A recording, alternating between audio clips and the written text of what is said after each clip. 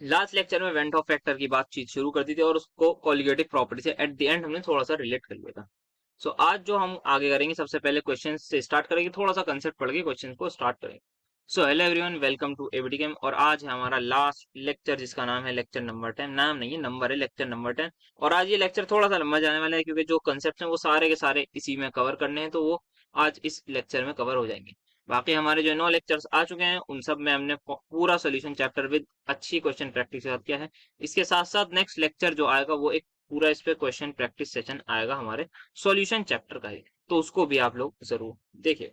तो चलिए फिर स्टार्ट करते हैं आज का हमारा लेक्चर। और आप नोट्स के लिए टेलीग्राम चैनल जरूर ज्वाइन कर लीजिएगा, इंस्टाग्राम पर भी आप हमें फॉलो कर सकते हैं। तो देखते हैं आज क्या क्या पढ़ने वाले हैं। स्टार्टिंग जो होगी वो थोड़े से कंसेप्ट के बाद क्वेश्चन से होगी, फिर यहाँ पे जो मेजर जो टॉपिक्स हैं वो solubility of gas in liquids, solubility of gases, sorry पहले सॉलिड्स फिर गैसेस फिर हेनरीज लॉ, और फिर ऐसे ही क्वेश्चन प्रैक्टिस चलती रहेगी, एंड में भी होंगे। तो आज क्वेश्चन तो बहुत सारे होने वाले हैं, मैं कह सकता हूँ 15 क्वेश्चंस के अराउंड तो मिनिमम होंगे इस लेक्चर में हमारे पास। लेक्चर बड़ा भी होगा और क्वेश्चन भी हमारे बहुत सारे होंगे।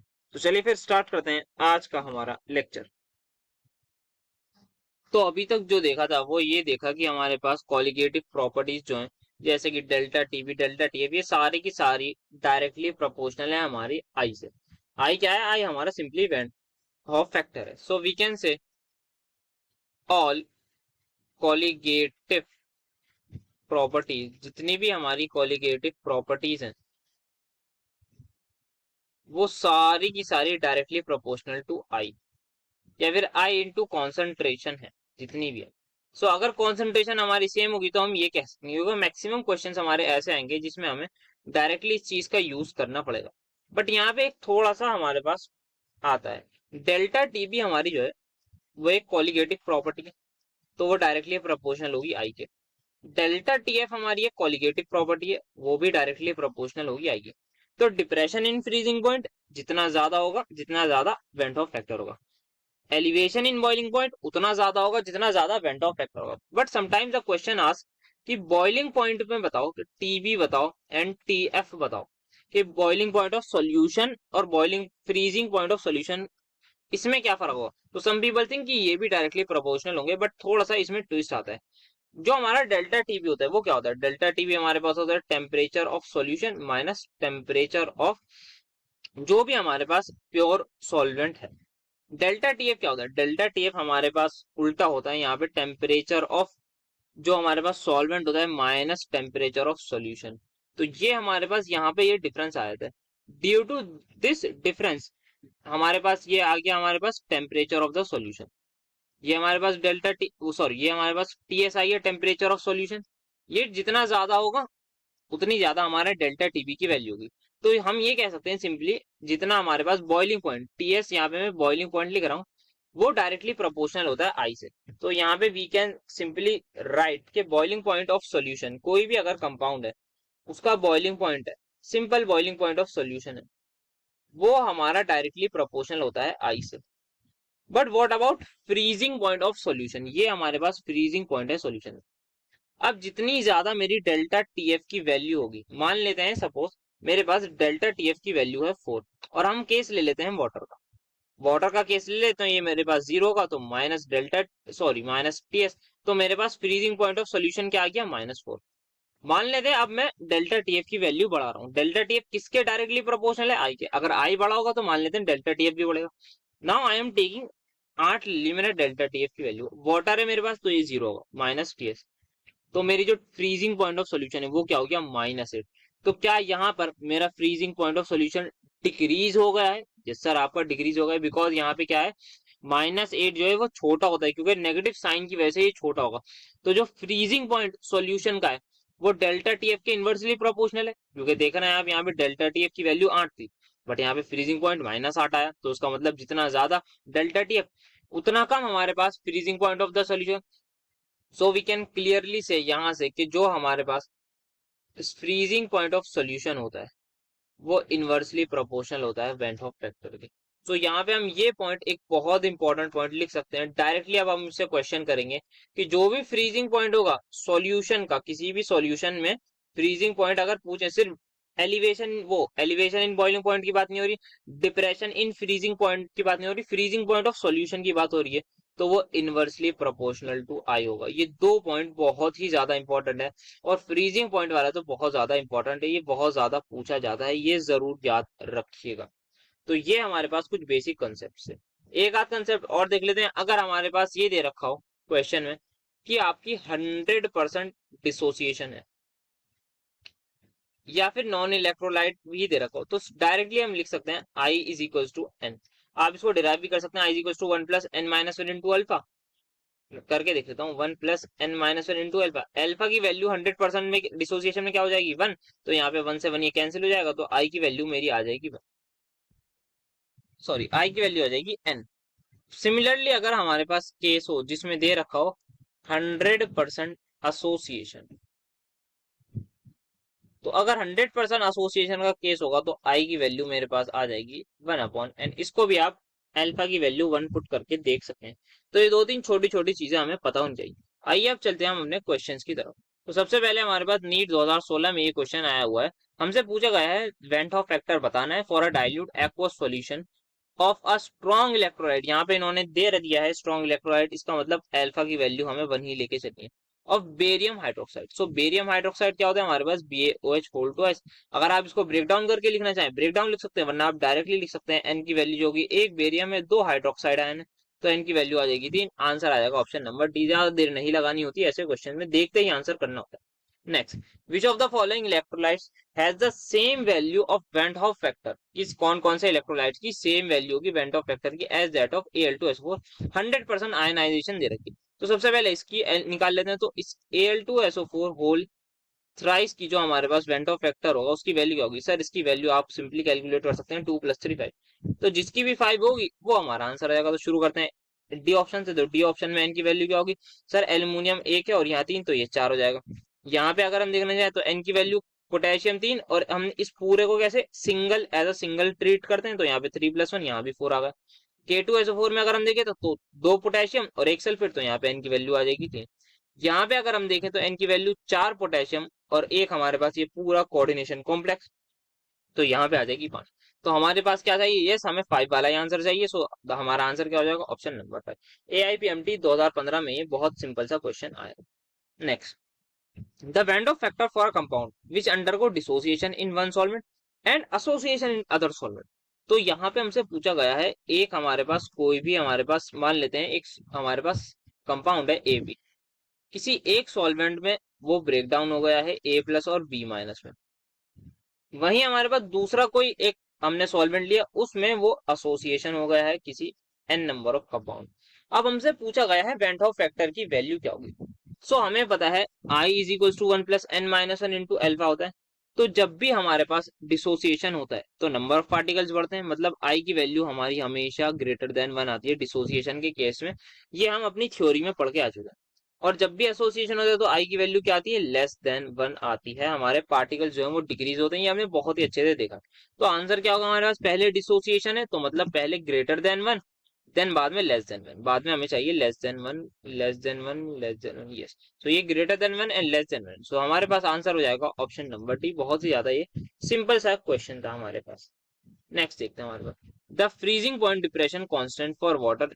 अच्छा हमें दे रखा है फ्रीजिंग पॉइंट डिप्रेशन, मतलब KF की वैल्यू हमें दे रखी है 1.86 डिग्री सेल्सियस, और यहाँ पे मोलर इनवर्स दे रखी है, ठीक है।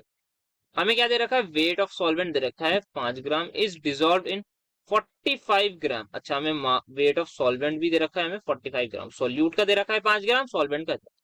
The freezing point is change bye इतना। अच्छा हमारे पास जो हमारे पास फ्रीजिंग पॉइंट है वो इतने से चेंज हुआ है, तो इसका मतलब हमारे पास जो सॉल्यूशन का टेम्परेचर है वो दे रखा है -382 डिग्री, -3.6। हमसे वेंट ऑफ फैक्टर की वैल्यू पूछी गई है जिसको हम कहते हैं आई, ठीक है सर। तो अब हमें क्या क्या पता होनी चाहिए, सर हमें ये पता है। सो हमें जो है फॉर्मूला लगाना है किसका, डेल्टा TF का। तो लगाते हैं। तो यहाँ पे Na2SO4 का जो मोलर मास है वो भी हम निकाल सकते हैं, आप कैलकुलेट कर सकते हैं। सोडियम का हमारे पास जितना होता है उसको करके ये आ जाता है 142 ग्राम, ठीक है। तो अब हमें क्या दे रखा है, हमें डेल्टा TF की वैल्यू क्या हम निकाल सकते हैं, यस सर हम निकाल सकते हैं। वाटर हमारे पास सॉल्वेंट है तो फ्रीजिंग पॉइंट हमारे पास 0, माइनस माइनस ऑफ -3.82, तो डेल्टा TF हमारे पास आ गया है 3.82।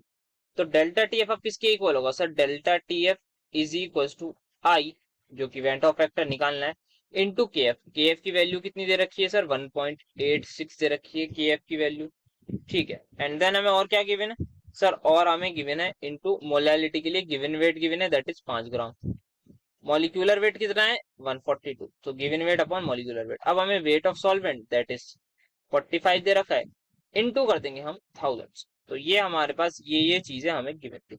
सो अब हमें इसको करना होगा कैलकुलेट। सो करते हैं थोड़ा बहुत ट्राई, कुछ अप्रोक्सीमेट कैलकुलेशन यहाँ पे अप्लाई हो जाए, तो यहाँ पे 5 बन जा, ये आ जाएगा 5 9 का। तो यहाँ पे इसको पॉइंट हटाएंगे, यहाँ से ये भी पॉइंट हट जाएगा। सो यहाँ पे अभी तक 186, सो 186 का डबल क्या होता है हमारे पास, 186 का हम डबल तो कैलकुलेट फॉर द टाइम नहीं कर सकते, तो कुछ और करना पड़ेगा। लेट्स सी क्या करते हैं। सो 186 का जो डबल होगा वो हमारे पास 372 होगा, तो ये हमारे पास 2 पॉइंट समथिंग ले लूं मैं, तो मैं 2.1 ले लेता हूँ उसको अभी।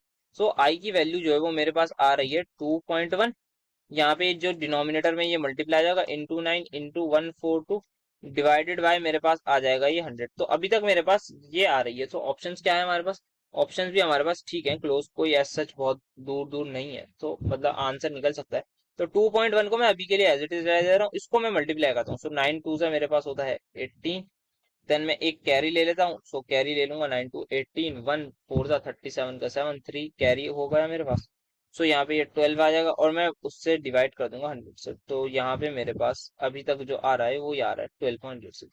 और साथ में कुछ आई थिंक कुछ एक मिस्टेक हुई है हमसे जो रह गई। हाँ जी, यहाँ पे वो ये मिस्टेक है, यहाँ पे 1000 आएगा, बिकॉज 1000 से करना होता है ना हमें मोलैलिटी जब हम लेते हैं, तो यहाँ 1000 आ जाएगा। तो यहाँ पे ये जो पॉइंट है ये 1.2 पे शिफ्ट हो जाएगा। तो यहाँ पे मेरे पास जो फाइनल आंसर आएगा जब मैं 1.2 को 2 से मल्टीप्लाई करूंगा, तो वो अप्रोक्सीमेटली क्या आएगा 2.5 के आसपास आ जाएगा, बस उससे ज्यादा, उससे थोड़ा सा ज्यादा आएगा। सो 2 पॉइंट के आसपास जो भी आंसर होगा वही मेरा आंसर होगा। सो मेरा आंसर आ रहा है option number C, as per my approximate calculation. Because 2.1 तो पहले ही आ रहा था, तो 2.05 से ज्यादा आएगा, ये तो आने से रहा, क्योंकि हमारे पास एसोसिएशन की बात ही नहीं हो रही, 3 तक बात नहीं पहुंच रही, तो यही हमारे पास आंसर हो जाएगा। AIPMT 2011 में ये क्वेश्चन आया हुआ था। नेक्स्ट हमारे पास देखते हैं, हमें यहाँ पे दे रखा है 1 molar solution of carboxylic acid, ठीक है, in benzene shows the elevation of boiling point इतना, अच्छा, the percentage of association for dimerisation of acid, ये हमें बताना है। तो केबी की वैल्यू मुझे गिवन है और यहाँ पे मुझे मोलैरिटी गिवन है। एक चीज ध्यान रखिएगा, अगर आपको मोलैरिटी गिवन हो और हमारे पास जब बहुत ज्यादा डाइल्यूट सोल्यूशन होता है ना, तो हम मोलैरिटी और मोलैलिटी को इक्वल भी ट्रीट कर सकते हैं।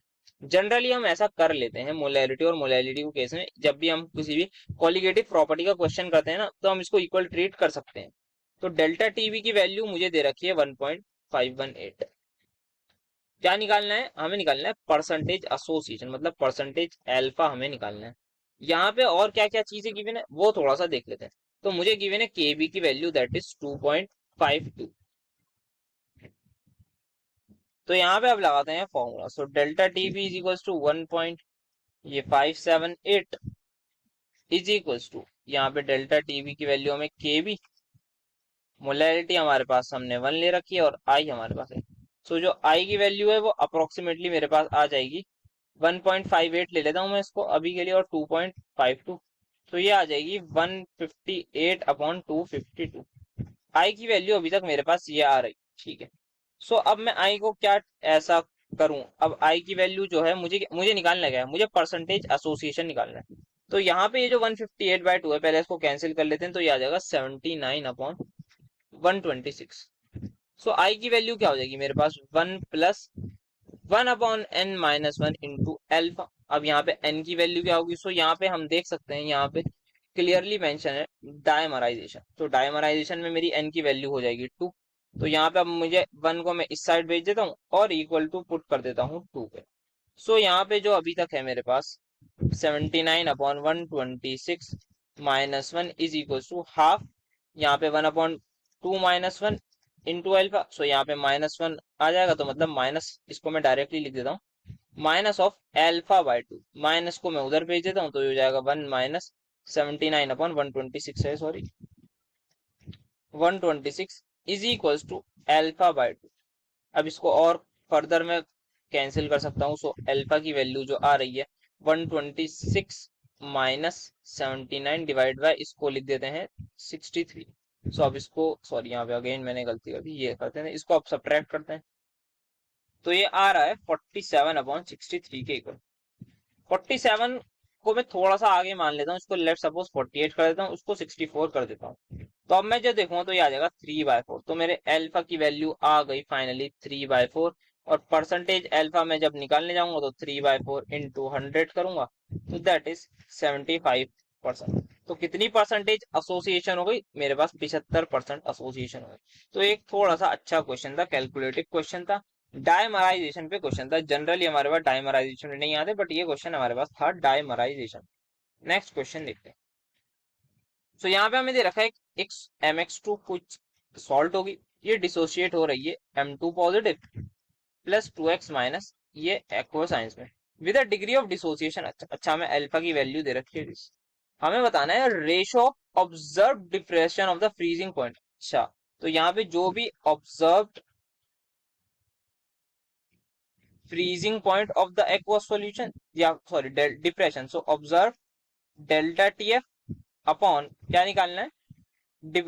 The value of depressing depression of freezing point in the F. अच्छा मतलब तो एक्चुअल डेल्टा TF, मतलब यहाँ पे अगर हमारे पास जब डिसोसिएशन नहीं होगी, जब नो डिसोसिएशन, मतलब हमारे पास मोलर मास में कोई चेंज नहीं आएगा, तब की बात हो रही है। और यहाँ पे मोलर मास में चेंज आएगा, तो यहाँ पे डिसोसिएशन हो रही है, उसका हमें रेशो बताना है। सो ये होता क्या है आखिर? हमारे पास हमने पढ़ा है यहाँ पे ऑब्जर्व अपॉन एक्चुअल कह लीजिए, या फिर दूसरी चीज आप कह सकते हैं, ये नॉर्मल लिख सकता हूँ मैं, ऑब्जर्व डेल्टा TF अपॉन ये। तो ये होता किसके इक्वल है? सर ये तो हमारे पास वेंट ऑफ फैक्टर के इक्वल होता है। सो वेंट ऑफ फैक्टर का हमने फॉर्मूला क्या पढ़ा है? वेंट ऑफ फैक्टर हमने यही तो पढ़ा है हमारे पास।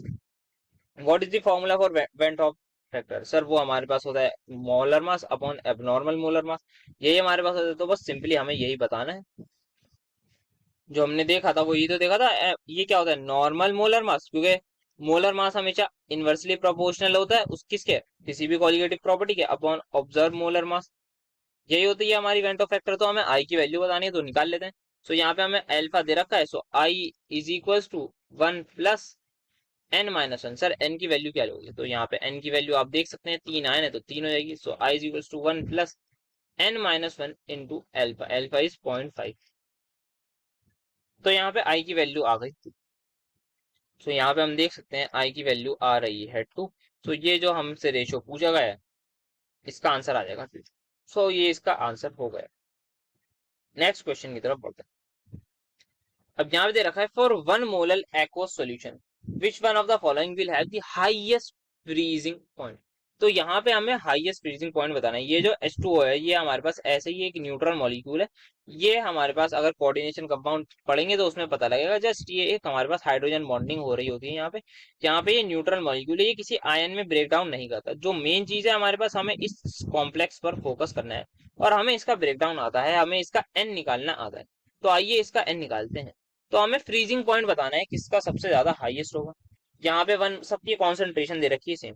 जो फ्रीजिंग पॉइंट ऑफ सोल्यूशन है वो क्या होता है? सर वो डायरेक्टली नहीं, याद रखिए इनवर्सली प्रोपोर्शनल होता है आई के। ये बात हमने समझ ली थी बहुत ही अच्छे तरीके से अभी लेक्चर के स्टार्टिंग में। तो इसी पर ये जेई मेन 2018 में इतना अच्छा सवाल बनाया गया। तो आप सबके आई हम निकाल लेते हैं आई की वैल्यू। सो इसका आई क्या हो जाएगा? सर यहाँ पे एक हमारे पास कोऑर्डिनेशन कॉम्प्लेक्स है प्लस 3 क्लोराइड, तो आई की वैल्यू आ गई 4। सेकंड केस में अगर हम देखें तो आई हमारे पास क्या आएगा? सर आई हमारे पास आ जाएगा 1 प्लस 2 क्लोरीन है, तो आ जाएगा 3। थर्ड केस में अगर देखें तो आई आ जाएगा 1+1। एंड फोर्थ केस में अगर हम देखें तो आई हमारे पास 1 आएगा, ये ब्रेक डाउन ही नहीं होगा। तो i is inversely proportional to freezing point. तो यहाँ पे आई किसका सबसे कम है? सर आई हमारे पास यहाँ पे इसका सबसे कम है। तो इसका क्या ज्यादा हो जाएगा? इसका फ्रीजिंग पॉइंट ज्यादा होगा। इसका डिप्रेशन इन फ्रीजिंग पॉइंट अगर डेल्टा TF पूछते तो वो सबसे कम होता, बट इसका फ्रीजिंग पॉइंट हमारे पास मैक्सिमम होता, क्योंकि नेगेटिव वैल्यू आती है हमारे पास freezing point depression. So final answer क्या हो जाएगा हमारे पास? Option number T. Next question यहाँ पे K2HgI4, ये हमारे पास एक कॉम्प्लेक्स है, इसमें लिखा गया है ये हमारे पास 40% आयनाइज है। तो इसको ब्रेक डाउन अगर हम करें तो ये 2K पॉजिटिव प्लस HgI4, यहाँ पे ये नेगेटिव 2 नेगेटिव में ब्रेक डाउन होगा। तो इसमें जो n की वैल्यू है वो हमारे पास 3 हो जाएगी। ठीक है, अब 40% आयनाइज है, मतलब अल्फा की वैल्यू दे रखी है 0.4। इसका वेंट ऑफ फैक्टर निकालना है। So i is equal to 1 plus n-1 into alpha कर देंगे, तो यहाँ पे 1 प्लस 2 को मल्टीप्लाई करूंगा मैं इससे, तो ये आ जाएगा 0.8, दैट इज 1.8। सो मेरा आंसर क्या हो जाएगा, 1.8 इस क्वेश्चन का हो जाएगा। Now let's have a look, एक बहुत ही ज्यादा अच्छा क्वेश्चन जो जेईई एडवांस 2015 में आया हुआ। Let's read this question. If the freezing point of a 0.01 molar aqueous solution, अच्छा हमें फ्रीजिंग पॉइंट दे रख कहा गया है कि किसी भी उसकी मोलैलिटी दे रखी है, तो मोलैलिटी सबसे पहले मैं नोट डाउन कर लेता हूँ। मोलर दे रखी aqueous solution of a cobalt 3 chloride ammonia complex which behave as a strong electrolyte। इन्होंने कह दिया स्ट्रॉन्ग इलेक्ट्रोलाइट, तो अल्फा की वैल्यू आ गई मेरी 100% या फिर 1 आ गई। इज माइनस, अच्छा मुझे फ्रीजिंग पॉइंट जो है इस सॉल्यूशन का, इसको मैं टी नॉट कहता हूँ, वो दे दिया 0.558 degree Celsius. The number of chloride ion in the coordination sphere of the complex हमें बताना। तो केएफ की वैल्यू मुझे दे रखी है 1.86। अब यहाँ पे इस क्वेश्चन को अप्रोच कैसे करें, हमें क्लोराइड आयन बताने हैं कोऑर्डिनेशन कॉम्प्लेक्स में कितने होंगे, और यहाँ पे कोबाल्ट 3 दे रखा है, मतलब कोबाल्ट जो है इसकी ऑक्सीडेशन स्टेट दे रखी है +3। साथ में हमारे पास अमोनिया है कॉम्प्लेक्स में, मुझे नहीं पता कितने अमोनिया होंगे, मुझे जानना है कि क्लोराइन, कुछ क्लोरीन अंदर होंगे और कुछ क्लोरीन बाहर होंगे। तो यहाँ पे इसको मान लेता हूं मैं x, इसको मान लेता हूं मैं y। तो अब मुझे ये बताना है कि कितने क्लोरीन मेरे पास अंदर होंगे और कितने क्लोरीन बेसिकली अंदर होंगे। तो अब मैं अप्रोच कैसे करूं, तो सबसे पहले कोबाल्ट की ऑक्सीडेशन स्टेट हमें +3 दे रखी है, तो अगर कोबाल्ट की ऑक्सीडेशन स्टेट +3 दे रखी है, तो टोटल चार्ज जो होगा हमारे पास कॉम्प्लेक्स पर वो 0 होगा, तो इसका मतलब टोटल जो है -3 चार्ज चाहिए। अमोनिया का कोई भी कॉन्ट्रीब्यूशन नहीं होता, अमोनिया हमारे पास 0 देता है ऑक्सीडेशन स्टेट, क्योंकि ये न्यूट्रल मॉलिक्यूल है। तो यहाँ पे जो नंबर ऑफ क्लोरीन है, टोटल क्लोरीन जो हमारे पास है, टोटल Cl माइनस आयन, वो हमारे पास 3 होने चाहिए। सर क्यों होने चाहिए, क्योंकि +3 को कौन न्यूट्रलाइज करेगा, -3 करेगा, तो -3 कितने क्लोरीन पर आएगा, सर 3 क्लोरीन चाहिए, तो टोटल हमारे पास 3 क्लोरीन है। अब उसमें से कुछ क्लोरीन अंदर होंगे, कुछ क्लोरीन हमारे पास होंगे बाहर। अब ये कैसे निकालें, इसके लिए हमें देखना पड़ेगा, हमें आई की वैल्यू, हमें अल्फा दे रखा है 1, क्या मैं इस केस में कह सकता हूँ मेरा आई जो है वो एन के इक्वल होगा, क्योंकि अल्फा की वैल्यू 1? यस सर आप कह सकते हो। तो यहाँ पे अब ये जो कॉम्प्लेक्स ब्रेकडाउन होगा, ये कुछ हमारे पास ब्रेकडाउन होगा, हमारे पास एक तो ये पूरा कॉम्प्लेक्स आएगा और कुछ क्लोरीन आएंगे हमारे पास बाहर के। सो वी कैन राइट, अगर मुझे इसको लिखना है, इसको मैं ब्रेकडाउन अगर कर रहा हूँ, सो कोबाल्ट NH3, मुझे नहीं पता कितने NH3 है, यहाँ पे मैं क्लोरीन लिख दूंगा। यहाँ पे ये इस पर जो चार्ज आएगा वो क्या आएगा सर, यहाँ पे जो चार्ज आएगा पता नहीं, कुछ आ जाएगा यहाँ पे Y पॉजिटिव चार्ज, प्लस यहाँ पे YCl माइनस नेगेटिव। तो यहाँ पे जो है इसके एटम मुझे नहीं पता, मुझे x की वैल्यू निकालनी। तो यहाँ पे क्या चीज मैं कहना चाह रहा हूँ, यहाँ पे जो है एक तो मेरे पास ये कोऑर्डिनेशन कॉम्प्लेक्स होगा और साथ में ये मेरे पास y होगा, तो मैं ये कह सकता हूँ 1 + y is equal to n, होगा या नहीं होगा, बोलिए यस और नो। क्या कह रहा हूँ मैं, दोबारा सुनिए। यहाँ पे मेरे पास ये कॉम्प्लेक्स है, इसको मुझे ब्रेक डाउन करना है, किस तरीके से करूंगा सर, ये ब्रेक डाउन ऐसे होता है, ये कोऑर्डिनेशन कॉम्प्लेक्स जो है हमारा, ये ऐसे ही रहता है एज इट इज, और बाहर के जो एनायन है वो अलग से ब्रेक डाउन होते हैं, तो ये हमारे पास इस तरीके से ब्रेक डाउन होगा। अब यहाँ पे सपोज हाइपोथेटिकली मैं कहता हूँ, अगर क्लोरीन मेरे पास दूंगा, तो यहाँ पे मैं इसको इस तरीके से ब्रेक डाउन कर देता। अगर यहाँ पे इसकी वैल्यू मान लेते हैं 3 होती, तो यहाँ पे मैं इसको इस तरीके से ब्रेक डाउन कर देता। लेकिन अभी मुझे नहीं पता क्या अंदर की वैल्यू है क्या बाहर की है, तो मैं उसको XY लेके चल रहा हूँ। तो यहाँ पे दैट्स वाई मैंने यहाँ पे इसको x लिख दिया, यहाँ पे y लिख दिया। अब मैं y1, यहाँ पे ये कितना है सर, ये 1 है, ये कितना है y, तो 1 + y क्या मेरा n के इक्वल हो जाएगा या नहीं होगा, यस सर n की वैल्यू यही होगी। तो अब मुझे अगर n की वैल्यू मिल गई तो मैं y की वैल्यू निकाल सकता हूँ, यस सर आप निकाल सकते हैं। और एक और चीज यहाँ पे बहुत ध्यान से देखिए, x + y मतलब टोटल नंबर ऑफ क्लोरीन कितने हैं 3।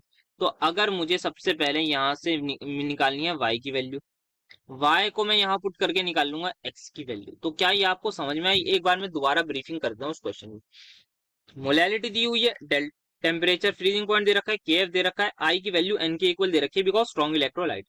अब हमें क्या करना है, हमें पता है कॉम्प्लेक्स है, मुझे नहीं पता, अब मुझे बस ये बता रखा है अमोनिया है और क्लोरीन है, और साथ में ये बता रखा है कोबाल्ट 3 है। तो यहाँ पे ये जो 3 है ना, ये बता रहा है ऑक्सीडेशन स्टेट मेरे पास कोबाल्ट की +3 है। तो अमोनिया तो भाई न्यूट्रल होता है, अगर अमोनिया न्यूट्रल होता है तो मतलब हमारे पास जो 3+ है उसको न्यूट्रलाइज कौन करेगा, 3- ही करेगा। तो मुझे टोटल क्लोरीन 3 चाहिए, बिकॉज एक क्लोरीन पर -1 होता है, 3 क्लोरीन पर कितना चार्ज होगा, -3, तो टोटल क्लोरीन मुझे -3 चाहिए। अब वो जो क्लोरीन है वो अंदर भी हो सकते हैं कोऑर्डिनेशन स्फीयर के, बाहर भी हो सकते हैं। तो मैंने मान लिया कुछ क्लोरीन अंदर होंगे, कुछ क्लोरीन बाहर होंगे। लेकिन टोटल नंबर ऑफ क्लोरीन मेरे पास 3 होंगे, तो x प्लस वाई की वैल्यू आ जाएगी मेरे पास 3। ये तो कंफर्म है। ठीक है, अब हम क्या करेंगे, इस सॉल्ट को हम ब्रेक डाउन करेंगे, बिकॉज ये कोऑर्डिनेशन कॉम्प्लेक्स इस तरीके से ब्रेक डाउन होगा। एक हमारे पास ये कोऑर्डिनेशन कॉम्प्लेक्स जो ये ब्रेक डाउन हो जाएगा, इस पर कुछ चार्ज आ जाएगा जितने यहाँ क्लोरीन होंगे, और ये YCl नेगेटिव में हो जाएगा। तो यहाँ पे हमारे पास 1 + y मतलब एक हमारे पास कोऑर्डिनेशन कॉम्प्लेक्स प्लस जितने हमारे पास क्लोरीन बाहर हैं वो मिलके हमारे पास n बना देंगे। तो अगर मैंने n निकाल लिया, कहाँ से निकालूंगा मैं, अभी देखते हैं। n किसके इक्वल है, i के इक्वल है, तो मुझे i निकालना है।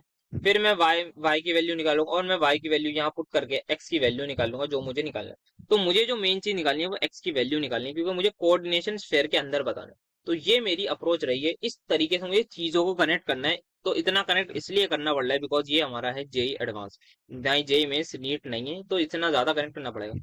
अब करते हैं अपने क्वेश्चन को सॉल्व। तो सबसे पहले डेल्टा टी एफ की वैल्यू दे रखी है मुझे, तो टी एफ दे रखा है तो मैं उसका बस माइनस साइन हटा देता हूँ। तो 0.0558 मुझे दे रखी है डेल्टा टी एफ। ये किसके इक्वल होगा सर, आई इंटू के एफ की वैल्यू दे रखी है 1.86 इंटू मोलैरिटी 0.0। सो यहाँ पे अगर पॉइंट पॉइंट हटाना चाहें तो यहाँ पे ये 4 पॉइंट हट रहा है, यहाँ से भी 4 पॉइंट जाएंगे, तो 558 is equals to i into 1.6 मेरे पास, सॉरी 186 मेरे पास आ रहा है। सो आई थिंक 186 को अगर मैं 3 से मल्टीप्लाई करना चाहूँ, 186 3 है तो यहाँ पे 18 1 कैरी आ जाएगा तो 5। सो यहाँ पे 2, तो यहाँ पे 3 1 3, तो 558। तो ये यहाँ पे डायरेक्टली 3 से जा रहा है, तो यहाँ पे ये 3 के टेबल में जा रहा है। तो आई की वैल्यू मेरे पास क्या आ गई, यहाँ से 3 आ गई। ठीक है सर, अगर मेरी आई की वैल्यू 3 आ गई तो एन की वैल्यू क्या आ गई सर, ये मेरे पास एन के इक्वल है, तो यहाँ पे ये एन इज इक्वल टू 3 आ गया। अब एन किसके इक्वल था सर, एन हमारे पास इक्वल था 1 + y के, तो y की वैल्यू हमारे पास आ गई क्या सर, ये इक्वल है 3 के, तो y की वैल्यू आपके पास आ गई 2। तो y की वैल्यू जैसे ही 2 आ गई तो यहाँ पे देखेंगे आप y की वैल्यू 2 आ गई। अब यहाँ पे हम y की वैल्यू पुट कर सकते हैं। तो x प्लस वाई किसके इक्वल था सर, 3 के। सर y मेरा 2 है तो x की वैल्यू आ जाएगी 1। सो फाइनली मेरा आंसर जो आ जाएगा वो आ जाएगा 1।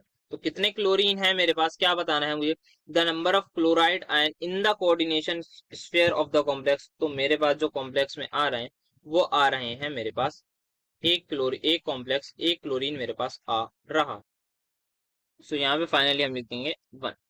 तो अगर हम इसका फॉर्मूला भी बनाना चाहें तो अपने कॉम्प्लेक्स का फॉर्मूला भी हम लिख सकते हैं। कोबाल्ट अमोनिया हमें नहीं पता कितने हैं, कितने भी हों उससे हमें क्या लेना देना। क्लोरीन अंदर हमारे पास एक है और बाहर हमारे पास क्लोरीन है 2। सो ये हमारे पास फॉर्मूला बन जाएगा हमारे कोऑर्डिनेशन कॉम्प्लेक्स का। अमोनिया के लिए एक्स लिख देते हैं बिकॉज हमें नहीं पता। तो ये हमारे पास एक बहुत ही जबरदस्त क्वेश्चन जे एडवांस 2015 में आया हुआ क्वेश्चन था, बहुत ज्यादा कंसेप्चुअल था। तो ये चीज है, इसको किस तरीके से हमने रिलेट करा, अलग अलग तरीके से इक्वेशन बनाई, ये करना है। तो आई होप ये आपको उस क्वेश्चन समझ में आया होगा। नेक्स्ट चीज एक बहुत ही बेसिक सा कंसेप्ट आता है, ऑस्मोलैरिटी क्या होती है। ऑस्मोलैरिटी कुछ नहीं होती है, बस हमें आई इंटू सी करना होता है। अगर आपको ऑस्मोलैरिटी बाई चांस पूछ ले, मोलैरिटी सबको पता है क्या होती है, yes sir, molarity number of moles upon volume होती है। सो ऑस्मोलैरिटी कुछ नहीं होती, बस i into C, that is i क्या है, वेंट ऑफ फैक्टर को मल्टीप्लाई कर दीजिए सर। जैसे एग्जाम्पल दे रखे हैं मुझे, कॉन्सेंट्रेशन या फिर मोलैरिटी दे रखी है 0.2 मोलर, क्या मैं आई निकाल सकता हूँ, यस सर, इसका आई आप निकाल सकते हैं, 2 + 1 दैट इज 3। तो इसकी ऑस्मोलैरिटी क्या होगी, सो इसकी ऑस्मोलैरिटी हो जाएगी 3 into 0.2 that is equals to 0.6 molar. तो ये इसकी ऑस्मोलैरिटी हो जाएगी। ये बेसिक सी टर्म है, पता होनी चाहिए, कभी बाई चांस एग्जाम में आ जाए। ठीक है, तो अब चलते हैं एक नेक्स्ट, थोड़ा सा एक अच्छा क्वेश्चन एक और देख लेते हैं। The pH of 0.1 molar solution of monobasic acid. Sir ये मोनोबेसिक एसिड क्या होता है, ऐसा एसिड जो एक H+ आयन देगा इन वाटर में, ये है। इसकी हमें पीएच की वैल्यू दे रखी है, तो इसका हमें ऑस्मोटिक प्रेशर बताना है एट T केल्विन पर। अच्छा, मतलब हमें पाई की वैल्यू बतानी है। तो पाई क्या होता है सर, पाई हमें पता है ICRT होता है। हमें जो है ICRT में वैल्यूज निकालनी है काफी ज्यादा, हमें R और T को एज इट इज पुट करना है। तो देखते हैं क्या कर सकते हैं। तो मोनोबेसिक एसिड है, मतलब मैं लिख रहा हूँ HA कोई एक एसिड होगा, ये ब्रेक डाउन हो जाएगा H+ और A- में ये ब्रेक डाउन हो जाएगा। ठीक है सर, ये हो जाएगा, बिल्कुल आपने सही कहा। At T is equal to 0, जब बिल्कुल एकदम कुछ नहीं होगा तो इसकी कॉन्सेंट्रेशन में कह रहा हूँ C होगी, इन दोनों की 0 होगी। यस सर, क्योंकि अभी मुझे पीएच दे रखी है, पीएच से मैं H+ आयन की कॉन्सेंट्रेशन पर आऊंगा तो इससे मैं कनेक्ट करूंगा, और मुझे यहाँ से जो मेन चीज निकालनी है वो चीज, मुझे कॉन्सेंट्रेशन तो दे रखी है, क्या दे रखी है 0.1, बट मुझे आई की वैल्यू निकालनी है। तो आई की वैल्यू मैं निकालूंगा 1 + n-1 इंटू एल्फा से। मुझे एन की वैल्यू भी पता है 2 है, तो मुझे यहाँ से एल्फा निकालना होगा। ये जो पीएच की वैल्यू है इसको मुझे एल्फा से कनेक्ट करना होगा। तो इस तरीके से मैं इस क्वेश्चन को टैकल करूंगा। तो यहाँ पे अब at T is equal to T जब इक्विलिब्रियम आ जाएगा तो ये हो जाएगा कुछ सी माइनस एक्स, ये हो जाएगी एक्स, ये हो जाएगी एक्स। अब यहाँ पे एक्स की वैल्यू क्या है सर, एक्स हमारे पास हो जाएगा सी अल्फा के इक्वल, बिकॉज एक्स क्या होता है, number of moles dissociate. Alpha की वैल्यू क्या होती है, अल्फा होता है sir number of moles dissociate, कितने डिसोसिएट होगा, एक्स होगा, divide by initial moles taken that is C.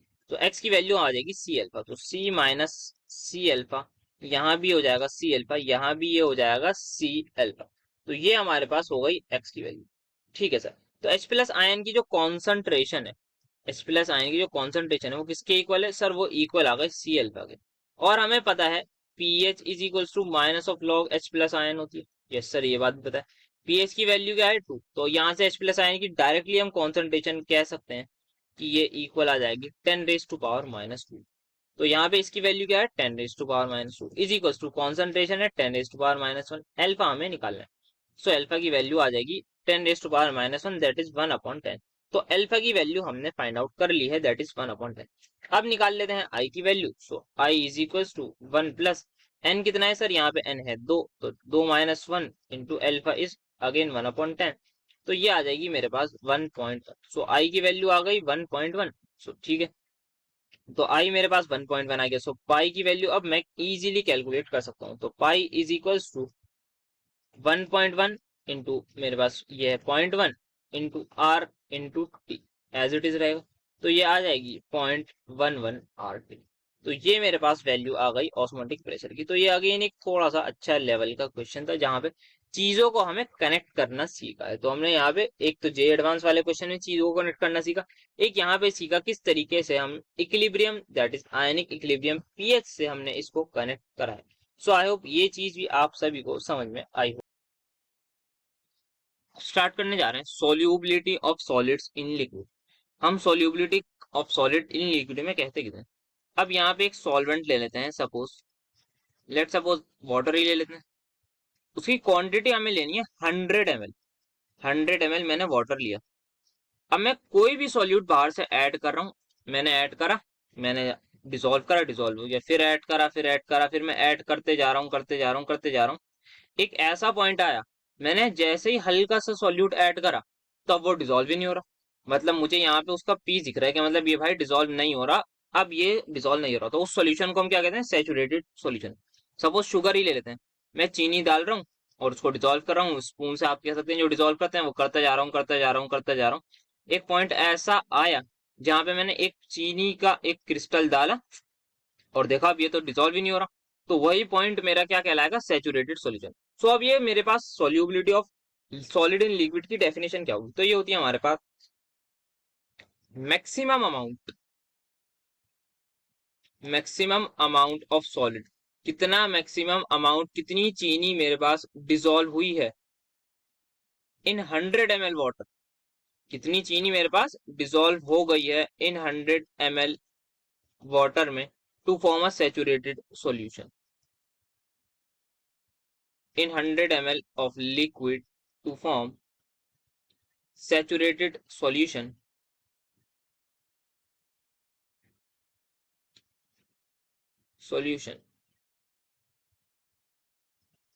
at particular temperature and pressure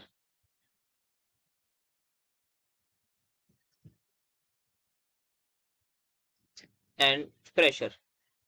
तो यहाँ पे हम अगर देख सकते हैं, सपोज चीनी हो सकता है हमारे पास डिजोल्व हो गई हो, 50 ग्राम हो गई हो, 50 ग्राम के बाद ये हमारे पास सैचुरेटेड सॉल्यूशन आ गया हो। तो ये हमारे पास अलग अलग हो सकता है। तो मैक्सिमम अमाउंट ऑफ चीनी कितनी डिजोल्व हो गई हमारे 100 ml वाटर में to form a saturated solution, वो कहलाएगी solubility of sugar in water. ठीक है, तो क्या क्या फैक्टर्स होते हैं हमारे जो इफेक्ट करते हैं solubility of liquids and solubility of solids in liquid. तो सबसे पहले जो हमारे पास आता है वो आता है nature of solute, that is solid and solvent.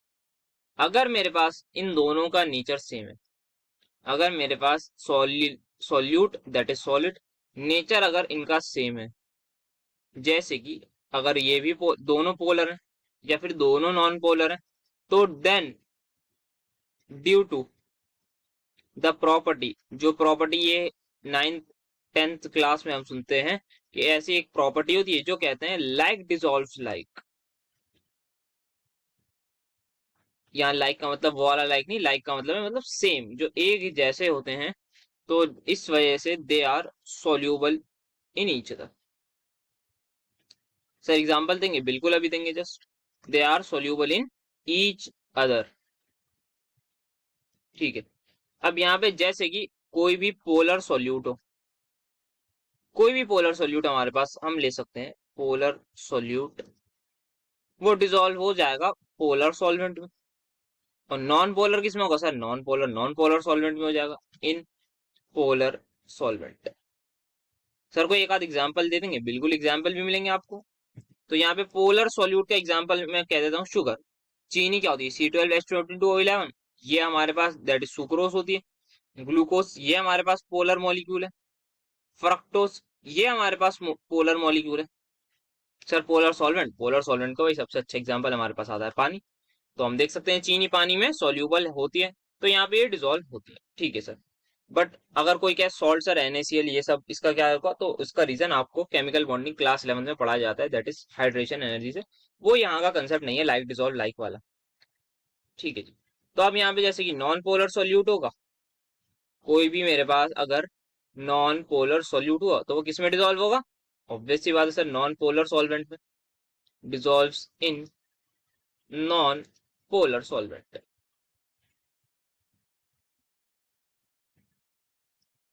तो यहाँ पे नॉन पोलर का एग्जांपल हम ले सकते हैं आयोडीन, जो सॉलिड फॉर्म में। और यहाँ पे नॉन पोलर सॉल्वेंट हमारे पास बहुत सारे होते हैं, जैसे कि बेंजीन ही होता है, बेंजीन, हेक्सेन, CS2 एटसेट्रा, ये हमारे सारे के सारे नॉन पोलर सॉल्वेंट होते हैं। तो यहाँ पे हमने बात करी नेचर, नेचर के बारे में बात हो गई कि यहाँ पे nature of solid and solvent. अब नेक्स्ट आगे देखते हैं, क्या कोई टेम्परेचर का भी इफेक्ट पड़ता है? तो यहाँ पे टेम्परेचर का बिल्कुल इफेक्ट पड़ता है, और यहाँ पे 3 केसेस हमारे पास बन जाते हैं effect of temperature on solubility पे। सबसे पहला केस जो हमारे पास होता है, ये हमारे पास आ जाता है फर्स्ट केस। तो इसको लिख देता हूँ मैं, फर्स्ट केस। तो ये है मेरा फर्स्ट केस। ठीक है। तो यहाँ पे क्या होगा? सॉलिड होगा। ये सर मतलब सॉलिड मतलब ऑब्वियस सी बात है सोल्यूट होगा। तो यहाँ पे ये मेरे पास सोल्यूट होगा। सोल्यूट और सॉल्वेंट को मैंने मिलाया, जैसे ही मैंने सोल्यूट और सॉल्वेंट को मिलाया तो एक सॉल्यूशन बना होगा। Yes sir. अब उस रिएक्शन का जो डेल्टा एच है वो पॉजिटिव होगा। सर डेल्टा एच पॉजिटिव का मतलब क्या होता है? इसका मतलब ये होता है कि जो मेरी रिएक्शन है वो क्या होगी? एंडोथर्मिक होगी। Reaction is endothermic. Endothermic reaction का मतलब है मेरी हीट हुई होगी एब्जॉर्ब, और फाइनली जो मेरा सॉल्यूशन बना होगा वो as compare to initial condition ठंडा हो जाएगा। इसको लिख लेते हैं एक बार फिर से, मैं लिख लेता हूँ, जैसे कि यहाँ सॉल्यूट है प्लस सॉल्वेंट। अब क्या होगा? जैसे ही रिएक्शन आगे की तरफ जाएगी, मतलब जैसे सॉल्यूशन बनेगा, यस सर इसका मतलब है सॉल्यूशन बना, तो यहाँ पे डेल्टा एच हमारा क्या है? इस रिएक्शन का पॉजिटिव है। Sir delta H is equal to positive मतलब रिएक्शन एंडोथर्मिक है।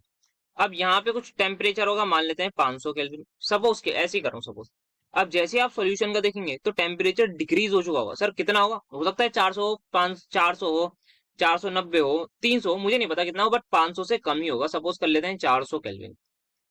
तो यहाँ पे सॉलिड सोल्यूट प्लस सॉल्वेंट जैसे ही आपने ऐड करा, आपको सॉल्यूशन मिला, आपको फॉरवर्ड रिएक्शन में टेम्परेचर डिक्रीज होता हुआ नजर आएगा। वहीं अगर बात करें बैकवर्ड की, अगर सॉल्यूशन आपका टूट रहा है सोल्यूट और सॉल्वेंट में, तो आप यहाँ से देख पा रहे होंगे पहले 400 केल्विन था, अब क्या हो रहा है? 500 केल्विन। तो जब आपकी बैकवर्ड में रिएक्शन आएगी तो आपका जो टेम्परेचर है वो हो रहा है इंक्रीज। तो इस रिएक्शन का क्या है सर? डेल्टा एच है पॉजिटिव।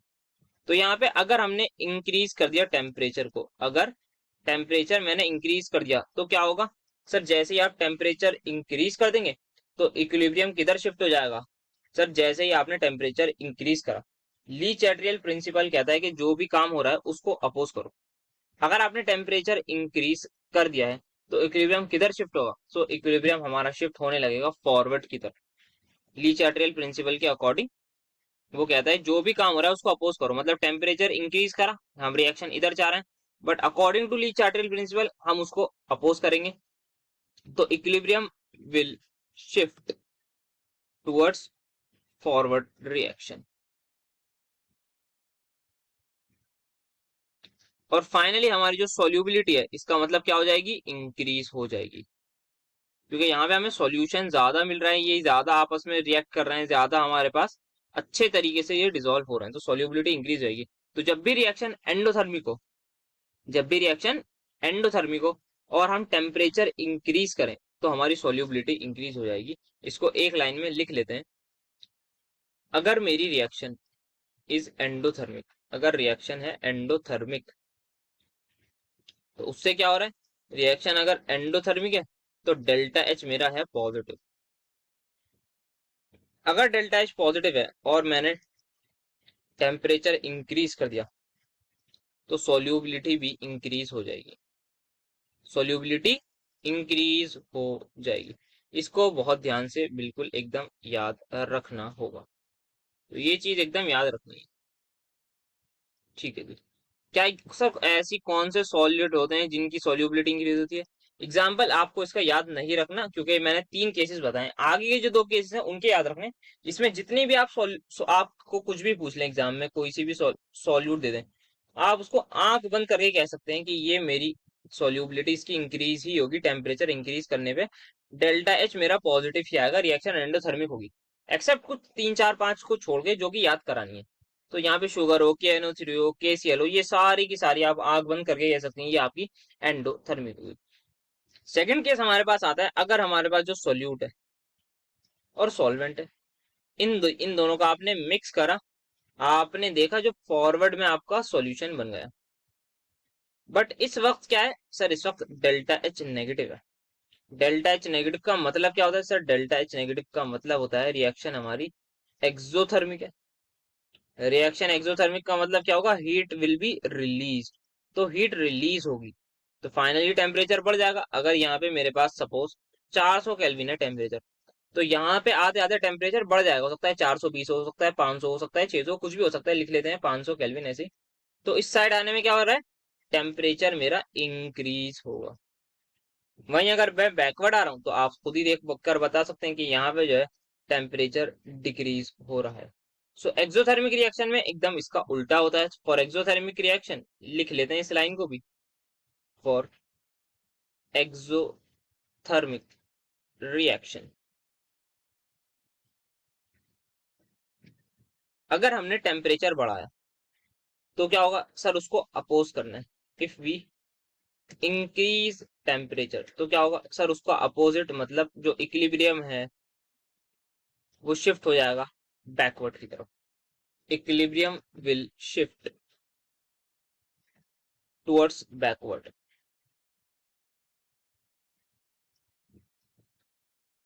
तो इसका मतलब क्या, सोल्यूबिलिटी इंक्रीज होगी या डिक्रीज? सर अगर रिएक्शन बैकवर्ड आ गई मतलब जो सॉल्यूशन था अब वो टूटने लगा है सॉल्यूट और सॉल्वेंट में, इसका मतलब अलग अलग हो रहे हैं सॉल्यूट और सॉल्वेंट, तो इसका मतलब हमारी अल्टीमेटली जो सॉल्युबिलिटी है वो डिक्रीज हो रही है। तो हमारी जो सॉल्युबिलिटी है वो डिक्रीज हो जाएगी। किसमें? एक्सोथर्मिक रिएक्शन हो और हमने टेम्परेचर इंक्रीज करा तो यहाँ पे जो सॉल्युबिलिटी है वो क्या हो जाएगी सर, वो हमारी होगी डिक्रीज। पीछे वाले केस में हो रही थी इंक्रीज। तो ये हमारे पास सेकंड केस था। इसके एग्जाम्पल आपको जरूर याद रखने, 2 3 सॉल्ट्स के एग्जाम्पल हैं वो याद रखने हैं और उन्हीं से काम चल जाएगा। सबसे पहले sodium carbonate .H2, then we have caesium sulphate and lithium carbonate.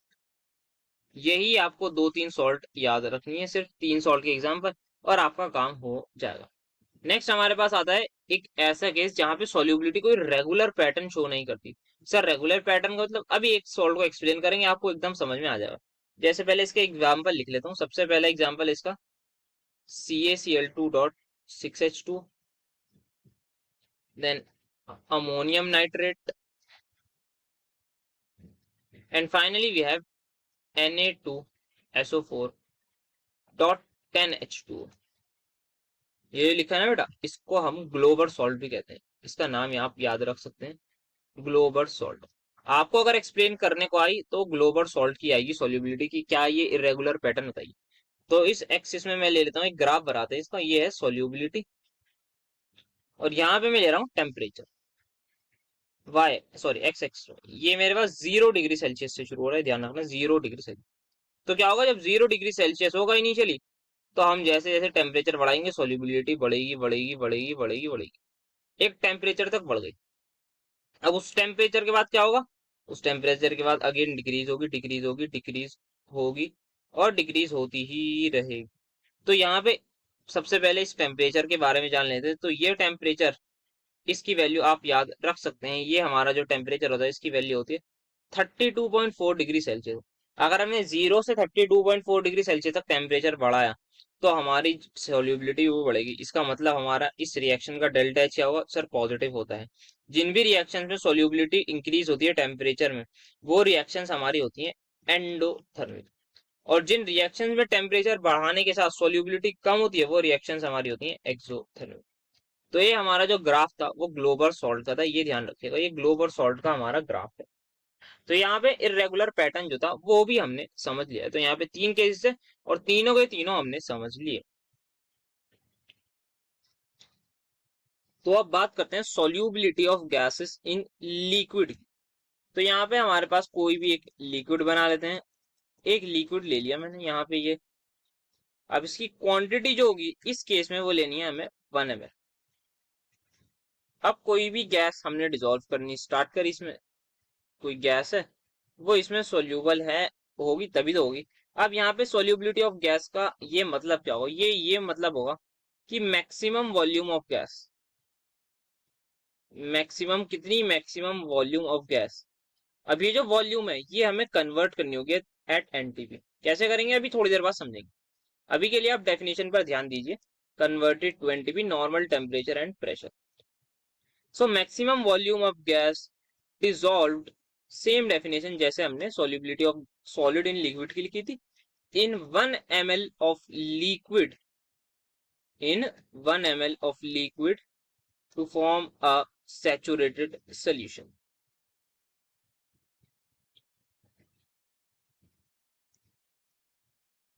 और वही चीज अगेन सेम कि हमारे पास एक particular temperature and pressure, at a temperature and pressure. तो यहाँ एक बार और समझ लेते हैं। यहाँ पे कोई भी गैस है हमारे पास, उसकी कितनी वॉल्यूम डिसॉल्व हो जाएगी 1 ml लिक्विड में, और उस वॉल्यूम को हमें कन्वर्ट करना होगा फिर एनटीपी में, वो कहलाएगी उसकी गैस की सोल्यूबिलिटी। जैसे फॉर एग्जांपल एक हाइपोथेटिकल केस ले लेते हैं। मैं मान लेता हूं अभी मेरा टेम्परेचर है 546 केल्विन और प्रेशर लेट सपोज मैं कह देता हूं 2 atm। ऐसे ही हाइपोथेटिकल केस ले रहे हैं। वॉल्यूम में मान लेता हूं 500 ml।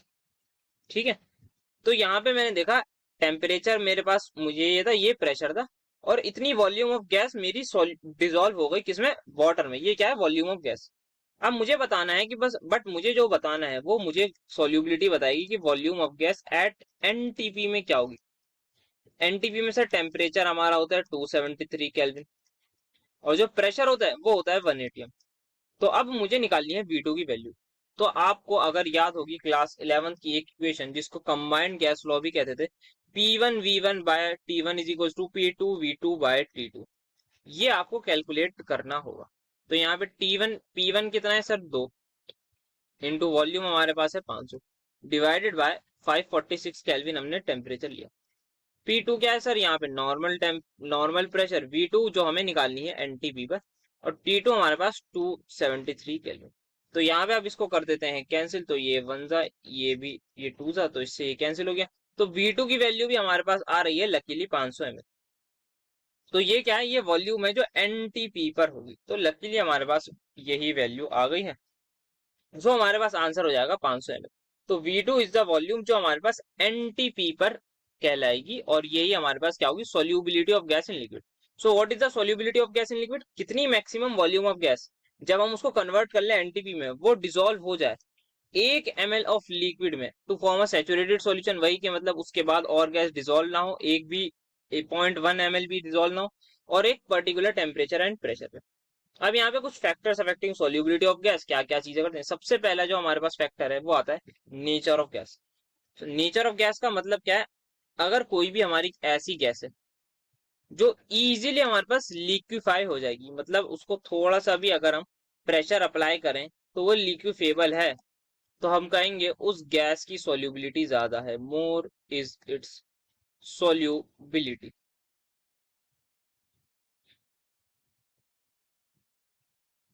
तो अगर गैस जो है इजीली लिक्विफेबल है तो उसकी सोल्यूबिलिटी क्या है, ज्यादा है। तो यहाँ पे stronger the force of attraction, stronger the force of attraction between gas molecules,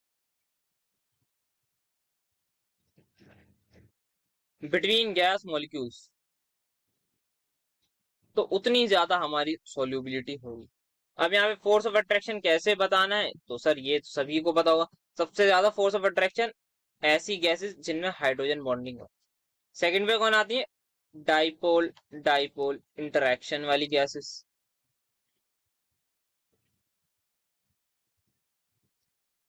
third पर क्या आती है, वेंडर वॉल फोर्सेस वाली गैसेस। सर इनके एग्जांपल देंगे, बिल्कुल देंगे, पहले ये लिख लेते हैं। तो यहाँ पे जो ये गैसेस हैं जिनमें हमारे पास हाइड्रोजन बॉन्डिंग होती है, जैसे कि HF gas, hydrogen fluoride gas, या फिर H2O गैस, स्टीम भी हम कह सकते हैं। डाइपोल डाइपोल में सबसे अच्छा एग्जांपल HCl गैस का हो जाएगा। और यहाँ पे जो नॉन पोलर गैसेस आ जाएंगी, जैसे कि क्लोरीन गैस हुई हमारी, नाइट्रोजन गैस हुई, ये सारी नॉन पोलर गैसेस हैं। ऑक्सीजन गैस, तो ये सारी की सारी हमारी नॉन पोलर है। और इस साइड आने में हमारे पास जो है वो फोर्स ऑफ अट्रैक्शन इंक्रीज हो रहा है, तो इनकी ज्यादा सॉल्युबिलिटी होगी। अब इफेक्ट ऑफ टेम्परेचर की थोड़ी सी बात कर लेते हैं। मैं यहाँ पर सिर्फ एक चीज लिखूंगा और आप खुद ही मुझे बताइएगा क्या आंसर होगा टेम्परेचर का। गैस कोई भी सॉल्यूट है, सॉल्वेंट है मेरे पास। अब जो मैं लिखने जा रहा हूं आगे, उससे आप मुझे इसका आंसर बताएंगे, यहाँ पे बन के मिल जाएगा सॉल्यूशन। मैं ये बात कह रहा हूं कि जब भी कोई गैस किसी सॉल्वेंट में डिसॉल्व करेंगे, जो सॉल्यूशन बनेगा, उस सॉल्यूशन का जो डेल्टा एच है वो होगा नेगेटिव, मतलब मेरी रिएक्शन होगी एक्सोथर्मिक। तो यहाँ पे आगे जाने में टेम्परेचर इंक्रीज होगा और पीछे आने में टेम्परेचर डिक्रीज होगा।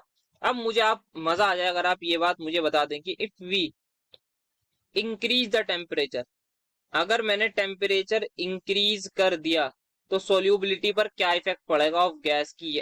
हमने क्या देख लिया, हमने ये देख लिया डेल्टा एच नेगेटिव है। अभी अभी जस्ट थोड़ी देर पहले हमने पढ़ा है solubility of solids in liquid में, वहीं से उसी से कनेक्ट करते हुए ली चैट्रियल प्रिंसिपल से इसका आंसर मुझे यहाँ पर बताइए क्या होगा। अगर मैंने टेम्परेचर बढ़ाया तो क्या होगा सोल्यूबिलिटी का। सर अगर आपने टेम्परेचर बढ़ाया तो इक्विलिब्रियम उधर की तरफ शिफ्ट होगा जहां पे उसको अपोज कर पाए, मतलब टेम्परेचर डिक्रीज की तरफ शिफ्ट होगा। इसका मतलब क्या होगा, जो पहले गैस और सॉल्यूट और सॉल्वेंट आपस में डिसॉल्व होकर सॉल्यूशन बना चुके थे, अब वो टूटने लगेंगे। इसका मतलब हमारी सोल्यूबिलिटी क्या होगी सर, डिक्रीज हो जाएगी, because delta H is negative. तो यहाँ पे जो है सोल्यूबिलिटी हमारी डिक्रीज हो जाएगी। तो कोई भी गैस की सोल्यूबिलिटी क्या है, इनवर्सली प्रोपोर्शनल टू टेम्परेचर होती है, इस बात को ध्यान रखिएगा। Temperature is inversely proportional to solubility of any gas, इसमें कोई एज सच एक्सेप्शन नहीं है। तो ये इफेक्ट ऑफ टेम्परेचर हो गया। थोड़ा सा इफेक्ट ऑफ प्रेशर भी देख लेते हैं। सो अगेन यहाँ पे कोई लिक्विड है, इस लिक्विड के ऊपर यहाँ पे गैस मॉलिक्यूल्स हैं। एक ही कंटेनर में मेरे पास लिक्विड है, एक ही कंटेनर में मेरे पास गैस मॉलिक्यूल है, ठीक है सर। यहाँ पे इतना मान लेते लिक्विड है और इसके ऊपर यहाँ पे ये है मेरी गैस। अब मान लेते हैं यहाँ पे मैंने रख रखा है पिस्टन। पिस्टन का क्या काम होता है, वही हमारे पास प्रेशर अप्लाई करना। इस पिस्टन पर इस वक्त एट दिस पर्टिकुलर टाइम मैंने कुछ इतनी सी ईंट रख रखी है। क्या इसका कुछ प्रेशर होगा, यस सर इसका कुछ प्रेशर होगा। तो यहाँ पे पिस्टन हमारे पास थोड़ा सा नीचे की तरफ आ जाएगा। सपोज यहाँ पर इसने गैस को नीचे की तरफ हल्का सा धक्का दे दिया, हल्का हल्का धक्का दे दिया, तो गैस सोल्यूबल होगी। अब मैं क्या कर रहा हूँ, इस छोटी सी ईंट की जगह मैंने इतना बड़ा पत्थर रख दिया। उससे क्या होगा सर, उससे ये होगा, ये पिस्टन और नीचे आएगा। जैसे ही पिस्टन नीचे आएगा उससे क्या होगा सर, गैस हमारी और ज्यादा सोल्यूबल होने लगेगी, और ज्यादा गैस के मॉलिक्यूल सोल्यूबल होने लगेंगे, या फिर और ज्यादा मास ऑफ गैस सोल्यूबल होगा। अगर पहले 5 ग्राम गैस सोल्यूबल सोल्यूबल हो रही थी, तो ड्यू टू मैंने ये ईंट रख दी। ईंट रखने का मतलब क्या है, मैंने प्रेशर बढ़ा दिया, मैंने पिस्टन से प्रेशर अप्लाई कर दिया। तो अब 5 ग्राम की जगह हो सकता है 10 ग्राम हो जाए, हो सकता है 7 ग्राम हो जाए, लेकिन यह है कि जितना ज्यादा मैंने प्रेशर अप्लाई करा उतना ज्यादा मास ऑफ गैस मेरा डिसॉल्व होने लगेगा। तो मास ऑफ गैस इसी मास को मैं इन टर्म्स ऑफ सोल्यूबिलिटी भी कह सकता हूँ। जितना ज्यादा मास मेरा डिसॉल्व होगा सर उतनी ज्यादा सोल्यूबिलिटी होगी, ये तो सिंपल सी बात है। मास या फिर solubility of gas dissolve in liquid, कितना मास डिसॉल्व होगा गैस का इन लिक्विड में, वो डायरेक्टली प्रोपोर्शनल है किसके सर, प्रेशर के। कौन सा प्रेशर, गैस का प्रेशर? नहीं सर, गैस का प्रेशर तो है, तो फिर कौन सा pressure, is proportional to pressure above the liquid. जो भी मैं यहाँ पे एक्सटर्नल प्रेशर लगा रहा हूं उस प्रेशर के डायरेक्टली प्रोपोर्शनल होगा प्रेशर अबव द लिक्विड। तो यहाँ पे मैं सिंपली कह सकता हूँ mass is directly proportional to P, और मेरी एम की वैल्यू वो आ जाएगी के पी के इक्वल, वेयर के मेरा क्या है सर, के कुछ भी एक कांस्टेंट है। तो यहां से मेरे पास इफेक्ट ऑफ प्रेशर आ गया है। तो ये मेरा इफेक्ट ऑफ प्रेशर क्या होगा, ये मैंने क्या लिया था, ये मैंने एक लिक्विड लिया था, मेरे पास एक गैस थी अबव द लिक्विड, एक कंटेनर में मैंने लिया, कुछ पहले मैंने प्रेशर हल्का सा अप्लाई करा, मान लेते हैं 1 ATM मैंने प्रेशर अप्लाई करा, तो कुछ गैस सोल्यूबल होगी, मान लेते हैं 5 ग्राम गैस सोल्यूबल थी, 1 ATM मेरा प्रेशर था, इनिशियली मेरा 1 ATM प्रेशर था, 5 ग्राम गैस सोल्यूबल हो गई। अब मैंने क्या करा, इस ATM को कन्वर्ट कर दिया 4 ATM में, मतलब मैंने प्रेशर बढ़ा दिया 4 गुना। तो भाई जितना ज्यादा मैं प्रेशर करूंगा उतनी ज्यादा मेरी गैस डिसॉल्व होगी, और ये अब अगर 5 ग्राम हुई थी तो अब ये 20 ग्राम हो जाएगी। तो जितना ज्यादा मैं प्रेशर अप्लाई करूंगा उतना ज्यादा मेरा मास ऑफ गैस डिसॉल्व होने लगेगा। और ये प्रेशर क्या है, प्रेशर अबव द लिक्विड, जो यहाँ पर हमने लिख रखा है। तो यहाँ पे ये इसकी एक इक्वेशन भी बन रही है। तो ये होता है हमारा इफेक्ट ऑफ प्रेशर किसके लिए, फॉर गैसेस के लिए। इफेक्ट ऑफ प्रेशर देख लिया, इफेक्ट ऑफ टेम्परेचर देख लिया, टेम्परेचर क्या है, इनवर्सली प्रोपोर्शनल है बिकॉज डेल्टा एच हमारा नेगेटिव है, रिएक्शन एक्सोथर्मिक है। और एक केस देख लिया नेचर ऑफ गैस। तो अब शुरू करना है हमें अपना नेक्स्ट टॉपिक, वो है हेनरीज लॉ। अब स्टार्ट करते हैं अपना हेनरीज लॉ। सो हेनरीज लॉ कहता क्या है, यहाँ पे एक सबसे पहले एक लिक्विड ले लेते हैं, ये ले लिया एक लिक्विड। अब इस लिक्विड के ऊपर क्या होंगे सर, यहाँ पे हमें गैसेस लेनी है, क्योंकि अब हम बात करेंगे प्रेशर वाले ही बात करेंगे। सो हेनरीज लॉ कहता क्या है, सबसे पहले यहाँ पे दो गैसेस बना लेता हूँ, ये बना दी एक गैस, और ये हो गई हमारी मान लेते हैं दूसरी गैस, ये अबव द लिक्विड है, ठीक है। अब यहाँ पे ये मेरी हो गई ए गैस, हो गई ये गैस, हो गई बी गैस। अब हेनरीज लॉ क्या कहता है, हेनरीज लॉ कहता है सोल्यूबिलिटी किसी भी गैस की, solubility of gas in liquid. अब सर ये बताइए आप सोल्यूबिलिटी को लिखेंगे कैसे, आप मास से लिख लीजिए चाहे तो, mass of A that is mass of gas A का, या फिर आप चाहें solubility of gas in liquid, सबसे पहले मैं आगे की लाइन लिख दूं, इज प्रोपोर्शनल टू, ये हेनरीज लॉ की स्टेटमेंट लिख रहा हूं मैं, solubility of gas in liquid is proportional to partial pressure of gas in liquid. यहाँ पर दो गैस है, एक गैस ए है एक गैस बी है, मुझे अगर सोल्यूबिलिटी बतानी है किसकी ज्यादा है तो मैं उसका कैलकुलेट करूंगा पार्शियल प्रेशर, जिस भी गैस का पार्शियल प्रेशर ज्यादा होगा उस गैस की सोल्यूबिलिटी मेरी ज्यादा होगी। अब बात ये आती है सर ये मास ऑफ ए, मतलब अगर हमें कहना है कि जिस गैस का पार्शियल प्रेशर ज्यादा, मतलब उस गैस का ज्यादा मास सोल्यूबल होगा, बिल्कुल सही, ऐसा हम लिख सकते हैं। या फिर एक बच्चा कह रहा है कि नहीं नहीं हम एक और तरीके से लिख सकते हैं, हम लिखेंगे मोल फ्रैक्शन की टर्म्स में। मोल फ्रैक्शन की टर्म्स में कैसे लिखोगे बेटा, तो उन्होंने कहा कि भाई जितना ज्यादा पार्शियल प्रेशर होगा उतना ज्यादा मास सोल्यूबल होगा, उतने ज्यादा मोल सोल्यूबल होंगे उतनी ज्यादा मोल फ्रैक्शन होंगे, तो ये बात भी इनकी सही है। किसी ने कहा कि हम लिखेंगे सोल्यूबिलिटी को ऐसे से, अब ये ऐसे क्या आ गया, तो ऐसे आ गया हमारे पास number of moles per litre, number of moles per litre कितने इसके सोल्यूबल होंगे, तो भाई डायरेक्टली मोलैरिटी कह देते, क्या ऐसे कह रहे हो, तो यस बिल्कुल ये भी सही बात है। तो यहाँ पे दो तीन तरीके हैं हमारे पास सोल्यूबिलिटी को लिखने के। तो यहाँ पे हेनरीज लॉ की स्टेटमेंट क्या है, हेनरीज लॉ कहता है सोल्यूबिलिटी किसी भी गैस की इन लिक्विड में वो प्रोपोर्शनल होगी partial pressure of gas in liquid. यहाँ पे ए गैस है इसका पार्शियल प्रेशर है, बी गैस है इसका पार्शियल प्रेशर है, जिस भी गैस का पार्शियल प्रेशर ज्यादा होगा उस गैस की सोल्यूबिलिटी ज्यादा होगी, उस गैस का मास ज्यादा होगा सोल्यूबल, उस गैस के मोल फ्रैक्शन ज्यादा सोल्यूबल होंगे, या फिर उस गैस की मोलैरिटी जिसको एस ए से लिख रहे हैं वो ज्यादा होगी। सो आई होप ये बात आपको समझ में आई होगी स्टेटमेंट। अब यहाँ पे लिख लेते हैं mass of gas A proportional to P A आ गया, ठीक है। अब हमें क्या करना है, प्रोपोर्शनलिटी का साइन हटाना है, कांस्टेंट लगाना है, तो यहाँ पे मैंने लगा दिया पी ए। अब यहाँ पे मैं लिखने जा रहा हूँ P A is equal to 1/k into M है। भाई अभी लिख सकता हूँ। अब ये के क्या है सर, ये के हमारा कोई भी कांस्टेंट है, कोई भी कांस्टेंट हम ले सकते हैं। अगर के कांस्टेंट है तो 1/k की वैल्यू भी कांस्टेंट होगी। अगर के की वैल्यू कांस्टेंट है तो 1/k की वैल्यू भी कांस्टेंट होगी, जिसकी वैल्यू मैं लिख रहा हूँ के एच। सर ये के एच क्या है, यहाँ पे लॉ किसने दिया था सर, ये लॉ दिया था हेनरी ने। तो ये जो के एच है हमारा, ये कहलाता है हेनरीज कांस्टेंट। तो ये के एच हमारा है हेनरीज कांस्टेंट, क्योंकि ये हेनरी ने लॉ दिया था ना, तो उन्हीं का कांस्टेंट लगाएंगे। तो यहाँ पे जो है पार्शियल प्रेशर की जो वैल्यू है वो हमारे पास ये आ गई। अच्छा दूसरी चीज भी देख लेते हैं एक और। अब यहाँ पे दूसरा फॉर्मूला हमने क्या बोला था, हमने बोला था जो मोल्स फ्रैक्शन है that is solubility directly proportional है पार्शियल प्रेशर। यस सर, तो मोल फ्रैक्शन की टर्म में भी बना सकते हैं हम एक फॉर्मूला, तो बना लेते हैं। अगेन सेम काम, अगर के कांस्टेंट है तो 1/k भी हमारा कांस्टेंट होगा। यस सर, बिल्कुल सही बात है। तो यहाँ पे क्या आ गया सर, यहाँ पे जो हमारे पार्शियल प्रेशर की वैल्यू है वो आ जाएगी के एच इंटू काई ए के इक्वल। ये फॉर्मूला काफी ज्यादा इंपॉर्टेंट है। के एच क्या है सर, यहाँ पे के एच है हमारे पास हेनरीज लॉ कांस्टेंट। अब सर दो एक कंफ्यूजन है, कभी कभी मैं आपसे कह रहा हूँ, ये मैं आपको बता रहा हूँ, कभी कभी क्वेश्चन में ये वाला फॉर्मूला लगेगा, कभी कभी ये वाला फॉर्मूला लगेगा। सर अब हमें कैसे पता होगा एज अ स्टूडेंट कौन सा फॉर्मूला कब लगाना है, बताते हैं, बिल्कुल अभी बताते हैं। कुछ लोग कहेंगे यहाँ से भी कैच, अगर आप के की वैल्यू हेनरीज लॉ कांस्टेंट की वैल्यू कुछ डालेंगे तो यहाँ से कुछ आएगी, यहाँ से कुछ आएगी, क्योंकि कभी कभी ये वो लोग इसको केच ही ट्रीट कर लेते हैं। तब तो सर पक्का आंसर हमारा अलग ही आने वाला है। अगर ये दो फॉर्मूले हमारे पास, अब हमें कैसे पता होगा एग्जाम में कौन सा फॉर्मूला लगाना है, तो वो बताते हैं। वो आप थोड़ा सा लिख लीजिए। अगर ये वाला फॉर्मूला जो है दिस वन, ये आपको तब यूज करना है जब के एच जो है, के एच पता है ना क्या है, ये सर हेनरीज लॉ कांस्टेंट, उसकी यूनिट या तो एटीएम, एटीएम क्या होता है सर, ये कैसे आप बता रहे हैं, यहाँ पे देखिए पार्शियल प्रेशर की यूनिट सर एटीएम होगी, बार होगी, पास्कल होगी, ये सब होगी। मोल फ्रैक्शन की यूनिट सर ये यूनिटलेस है। अगर ये यूनिटलेस है तो हमें अपने यूनिट एंड डायमेंशन पढ़ा है कि एलएचएस और आरएचएस के डायमेंशन इक्वल होने चाहिए, उनकी यूनिट इक्वल होनी चाहिए।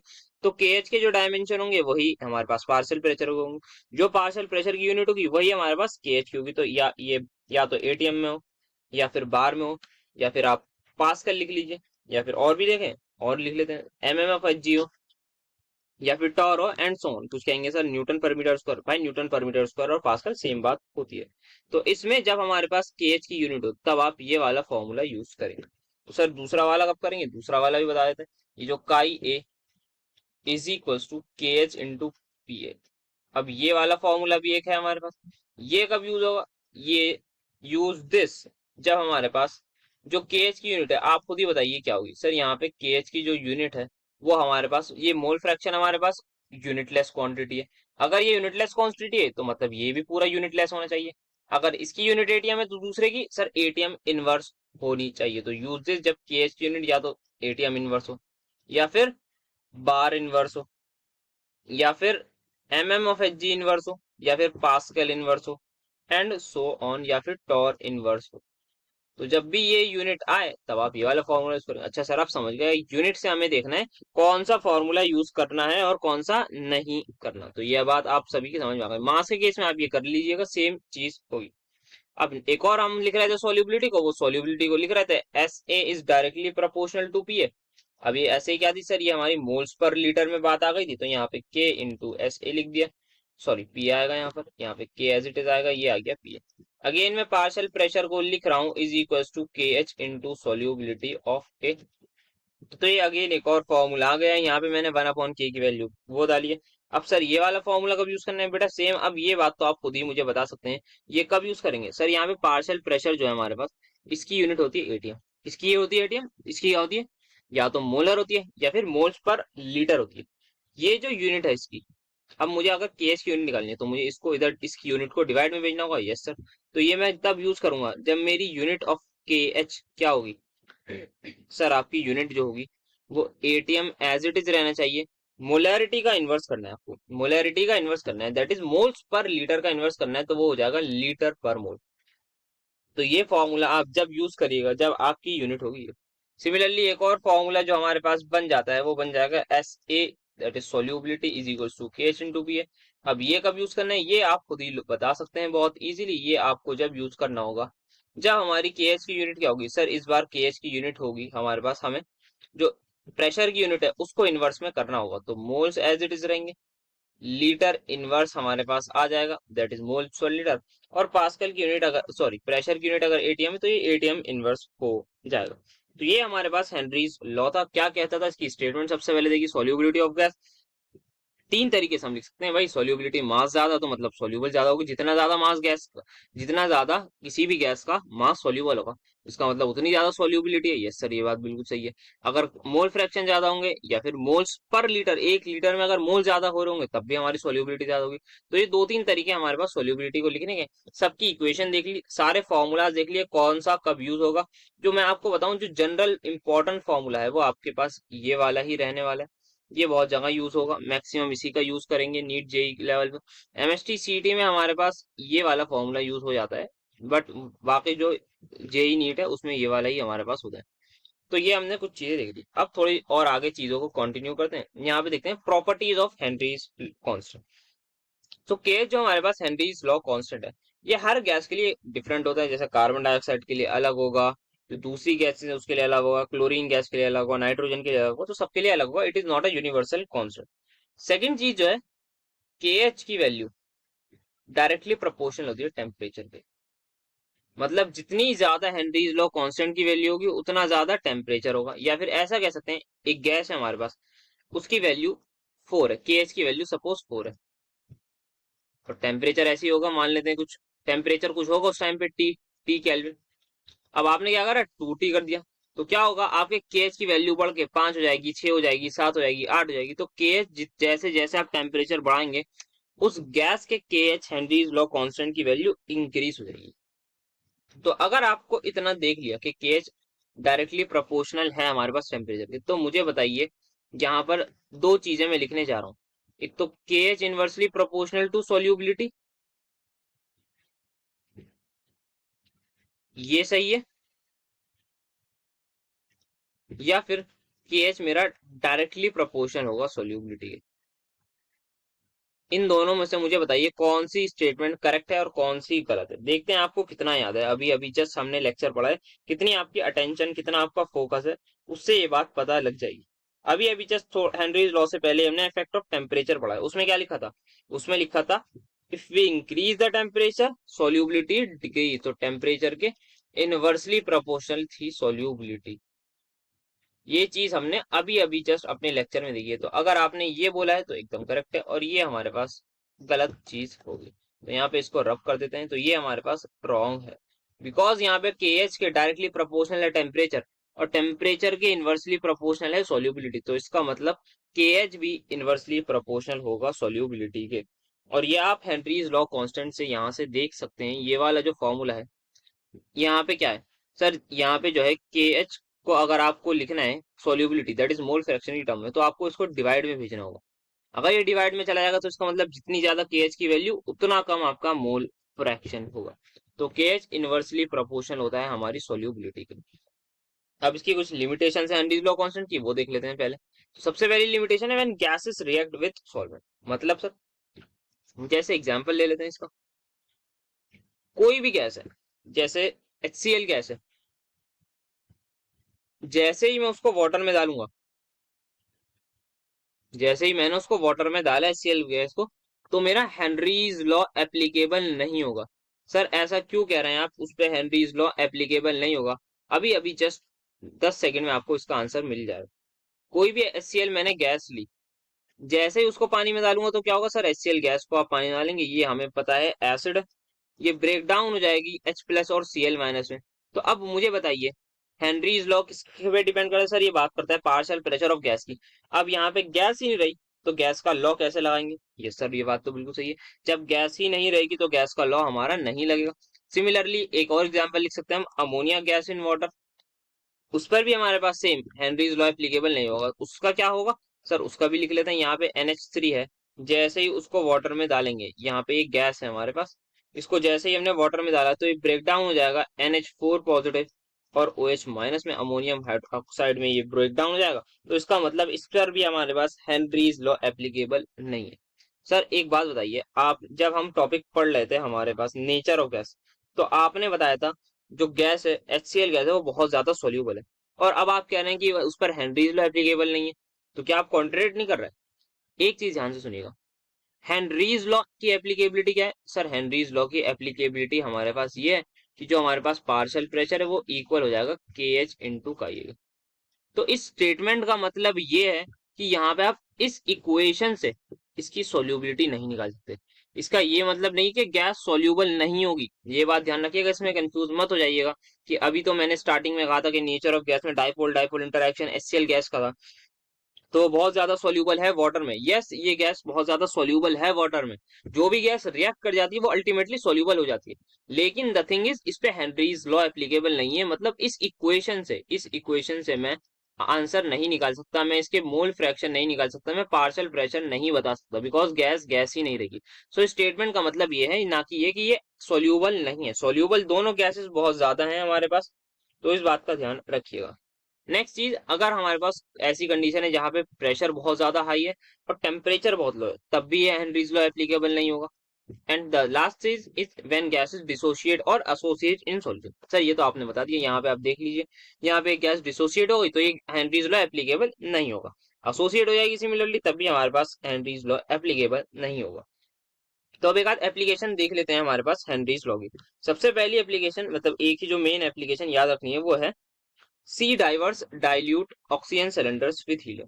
सी डाइवर्स क्या होते हैं सर? वो लोग जो हमारे पास पानी में बहुत ज्यादा नीचे तक जाते हैं। तो यहाँ पे पहले पानी ड्रॉ कर लेते हैं, ये हमारे पास पानी आ गया, यहाँ पे ये एक पर्सन है, यहाँ पे इनको क्या करना है, ये अपने पास बैग में ऑक्सीजन बैग रख के लेके जाते हैं, क्योंकि ये जब भी वाटर में बहुत नीचे जाते हैं तो यहाँ पे ये हमारे पास इनके पास ये इस बैग में ऑक्सीजन के साथ नाइट्रोजन तो भी होती है, तो ये एयर लेके जाते हैं जनरली, ऑक्सीजन भी, क्योंकि सांस लेना होता है नीचे। आपने देखा होगा कि जो बहुत ज्यादा वाटर में नीचे जाते हैं, जो लोग पानियों में डूबते हैं, उनको ये सारी चीजें करनी होती है। साथ में वो जो है हीलियम गैस भी लेते हैं। तो रीजन बताना है ऐसा क्यों होता है।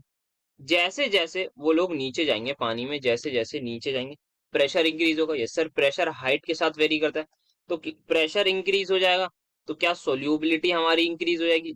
जो भी हमारे पास हमारी बॉडी पर एक प्रेशर लग रहा होता है इस टाइम पे, वो होता है 1 atm का।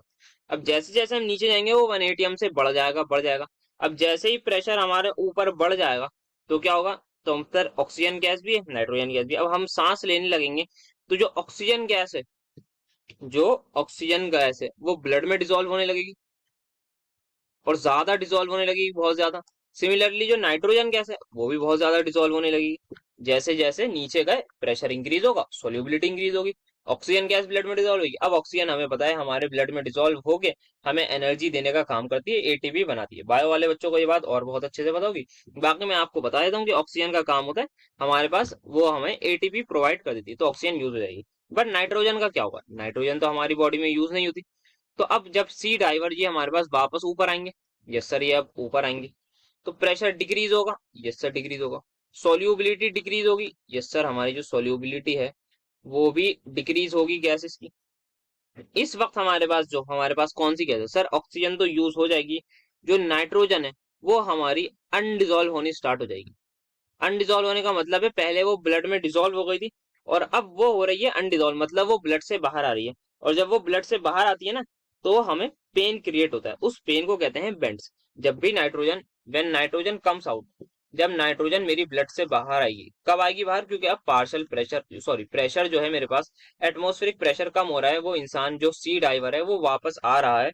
तो जैसे ही जैसे वो बाहर आएंगे, सोल्यूबिलिटी नाइट्रोजन की कम होगी, नाइट्रोजन बाहर आने लगेगी ब्लड से। तो जैसे जैसे ये कब बाहर आने लगेंगे, वाइल कमिंग आउट ऑफ सी, तो जैसे ये बाहर आएंगे इट विल कॉज पेन। तो यहाँ पे जो है पेन होने लगेगा, और उस पेन को हम कहते हैं नोन एज बेंड्स, उस पेन को हम कहते हैं बेंड्स होते हैं। अब इसको हमें रिड्यूस करना है, टू रिड्यूस बेंड्स, इसी वजह से हम हीलियम गैस को ऐड करते हैं। सर ये क्या लॉजिक हुआ कि मतलब अगर आपको बेंड्स रिड्यूस करने हैं, आपने एक और गैस रिलीज कर दी, अब तो एक और गैस रिलीज हो गई, तो अब और परेशानी होगी। तो हीलियम जो हम लेते हैं टू रिड्यूस बैंड, हमने ले ली हीलियम, उससे क्या होगा अभी अभी जस्ट बताते हैं। इस taken along with it, helium को हम ले लेंगे इस टेकन अलोंग विद इट। इससे क्या होगा, जो हमारी हीलियम है उसकी सोल्यूबिलिटी बहुत ज्यादा कम होती है हमारे ब्लड में। हीलियम की क्या कम होती है, इसकी जो है यहाँ पे लिख लेते हैं, इसकी सोल्यूबिलिटी जो है वो बहुत ज्यादा कम होती है। तो अगर इसकी सोल्यूबिलिटी कम होगी इसका मतलब ये ब्लड में कम जाएगी, ब्लड में अगर कम गई तो बाहर भी कम आएगी, बाहर भी कम आएगी तो पेन भी हमारे पास बहुत कम होगा। तो सर इससे नाइट्रोजन का क्या रिलेशन, अभी जस्ट नेक्स्ट लाइन वही लिखने जा रहे हैं। अगर हमने ऐसा करा तो इससे क्या होगा, इट विल डिक्रीज, आप सोल्यूबिलिटी हमारी जो है डिक्रीज हो जाएगी। It will basically decrease partial pressure, जो पार्शियल प्रेशर है नाइट्रोजन का वो डिक्रीज हो जाएगा, पार्शियल प्रेशर ऑफ N2। तो हमें पता है जो पार्शियल प्रेशर है वो डायरेक्टली प्रोपोर्शनल होता है सोल्यूबिलिटी के, reduces, therefore ultimately solubility of nitrogen decrease होती है। थोड़ा सा और अभी इसको अच्छे से समझाऊंगा मैं और अच्छे से आपको समझ में आएगा। यहाँ पे पार्शियल प्रेशर ऑफ नाइट्रोजन किसके इक्वल होगा, sir partial pressure of nitrogen Dalton's law की बात हो रही है, वो इक्वल होगा मोल fraction of nitrogen into total pressure, ठीक है। अगर मुझे पार्शियल प्रेशर ऑफ नाइट्रोजन करना है कम तो क्या कर सकता हूँ, सर यहाँ पे आप जो लिखेंगे वो लिखेंगे नाइट्रोजन के मोल्स डिवाइड बाय इनिशियली क्या थे सर, इनिशियली नाइट्रोजन के मोल्स से, साथ में इनिशियली ऑक्सीजन के मोल्स से। बट अब जैसे ही मैं हीलियम के मोल्स भी ले आऊंगा तो मोल फ्रैक्शन कम हो जाएगी, मोल फ्रैक्शन कम होगी तो अल्टीमेटली पार्शियल प्रेशर भी मेरा कम हो जाएगा। So this is the use of helium के यहाँ पे पार्शियल प्रेशर नाइट्रोजन का कम कर दिया। एक तो खुद की सोल्यूबिलिटी कम है, ब्लड के अंदर खुद कम जाएगी, और साथ साथ नाइट्रोजन जो जा रही थी उसको भी रोक लिया। उसको रोकने का ये फायदा हुआ कि हमारी जो बॉडी है, जो सी डाइवर्स है, उनकी बॉडी में अब इतना ज्यादा पेन नहीं होगा, उनको बेंड्स कम आएंगे बिकॉज नाइट्रोजन ही ब्लड में कम गई है। और कुछ लोग कहेंगे सर प्योर ऑक्सीजन ले जाया करें, प्योर ऑक्सीजन बहुत ज्यादा महंगी होती है, मतलब दैट इज नॉट अफोर्डेबल। तो इसी वजह से एयर का मिक्सचर ही लेके जा सकते हैं, ऑक्सीजन और नाइट्रोजन का मिक्सचर ही लेके जाते हैं जो सी डाइवर जाते हैं। तो यहाँ पे हमारे पास हमने रीजन समझ लिया कि ऑक्सीजन अकेले क्यों नहीं लेके जा सकते। हीलियम डालने का फायदा समझ लिया कि भाई इसकी सॉल्युबिलिटी खुद तो कम है, तो ब्लड में खुद कम जाएगी, ब्लड में अगर खुद कम जाएगी तो फिर मतलब आपने मोल्स बढ़ा देगी। बट यहाँ पे इसके मोल ज्यादा होंगे क्योंकि हम कुछ नाइट्रोजन हीलियम लेके जा रहे होंगे, तो जिसकी वजह से ये पार्शियल प्रेशर हमारा नाइट्रोजन का कर देगी कम। तो ये हमारे पास हेनरीज लॉ की कुछ बातचीत हो गई। अब थोड़े बहुत क्वेश्चंस देख लेते हैं। सो यहाँ पे low concentration of blood, low concentration of oxygen in blood, हमारे ब्लड में अगर लो कंसंट्रेशन है and tissues people living at high altitude, जो लोग पहाड़ों पर रहते हैं, इनका कहने का ये मतलब है जो लोग पहाड़ों पर रहते हैं उनकी बॉडी में ऑक्सीजन का ऑक्सीजन की कॉन्सेंट्रेशन कम क्यों होती है। पहाड़ पे रहने का मतलब है वो लोग रहते हैं हाइट पे कुछ, तो जैसे जैसे ऊंची हाइट पे रहेंगे वैसे वैसे क्या होता है सर, प्रेशर डिक्रीज होता है। और अगर आपको पता हो तो पार्शियल प्रेशर ऑफ ऑक्सीजन किसके इक्वल होगा, मोल fraction of oxygen into total pressure. अब ये जो वैल्यू है मेरी टोटल प्रेशर, ये तो डिक्रीज हो गई क्योंकि हम कहाँ पर हैं, अब इस वक्त हम पहाड़ पर है। तो यहाँ पे रीजन क्या आएगा, लो टेम्परेचर नहीं, टेम्परेचर से कोई लेना देना नहीं है हमारे पास। लो एटमॉस्फेरिक प्रेशर, यस यही हमारे पास आंसर हो जाएगा। हाई नहीं होता, बहुत लो नहीं, ये भी नहीं होगा, तो ये हमारे पास आंसर हो जाएगा। नेक्स्ट यहाँ पे हमें एक न्यूमेरिकल दे रखा है, solubility of nitrogen gas in water is expose to the atmosphere when the partial pressure is, तो यहाँ पे हमें सोल्यूबिलिटी दे रखी है। अच्छा पार्शियल प्रेशर दे रखा है और सोल्यूबिलिटी, तो पार्शियल प्रेशर ऑफ नाइट्रोजन पहले दे रखा है 593 mm ऑफ Hg होगा, क्योंकि वही यूनिट होती है, खाली mm तो नहीं होती।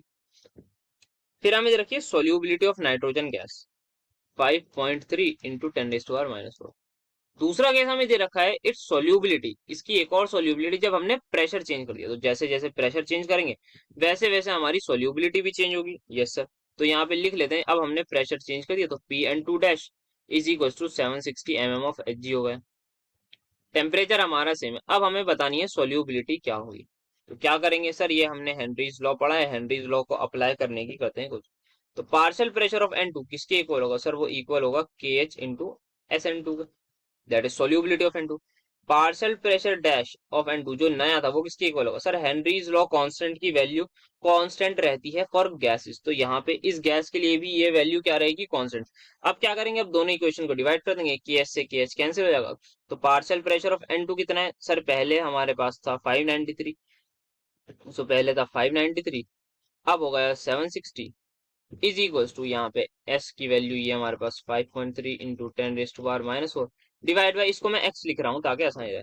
अब फाइनली जो मेरी x की वैल्यू आएगी वो क्या आएगी सर, वो आएगी 5.3, यहाँ पे x को क्या करना है इधर भेज देता हूँ और बाकी लोगों को इधर भेज देता हूँ, इंटू 760 डिवाइडेड बाय 593 इंटू 10⁻⁻4। अब ऑप्शन एलिमिनेशन से गेम खेलते हैं।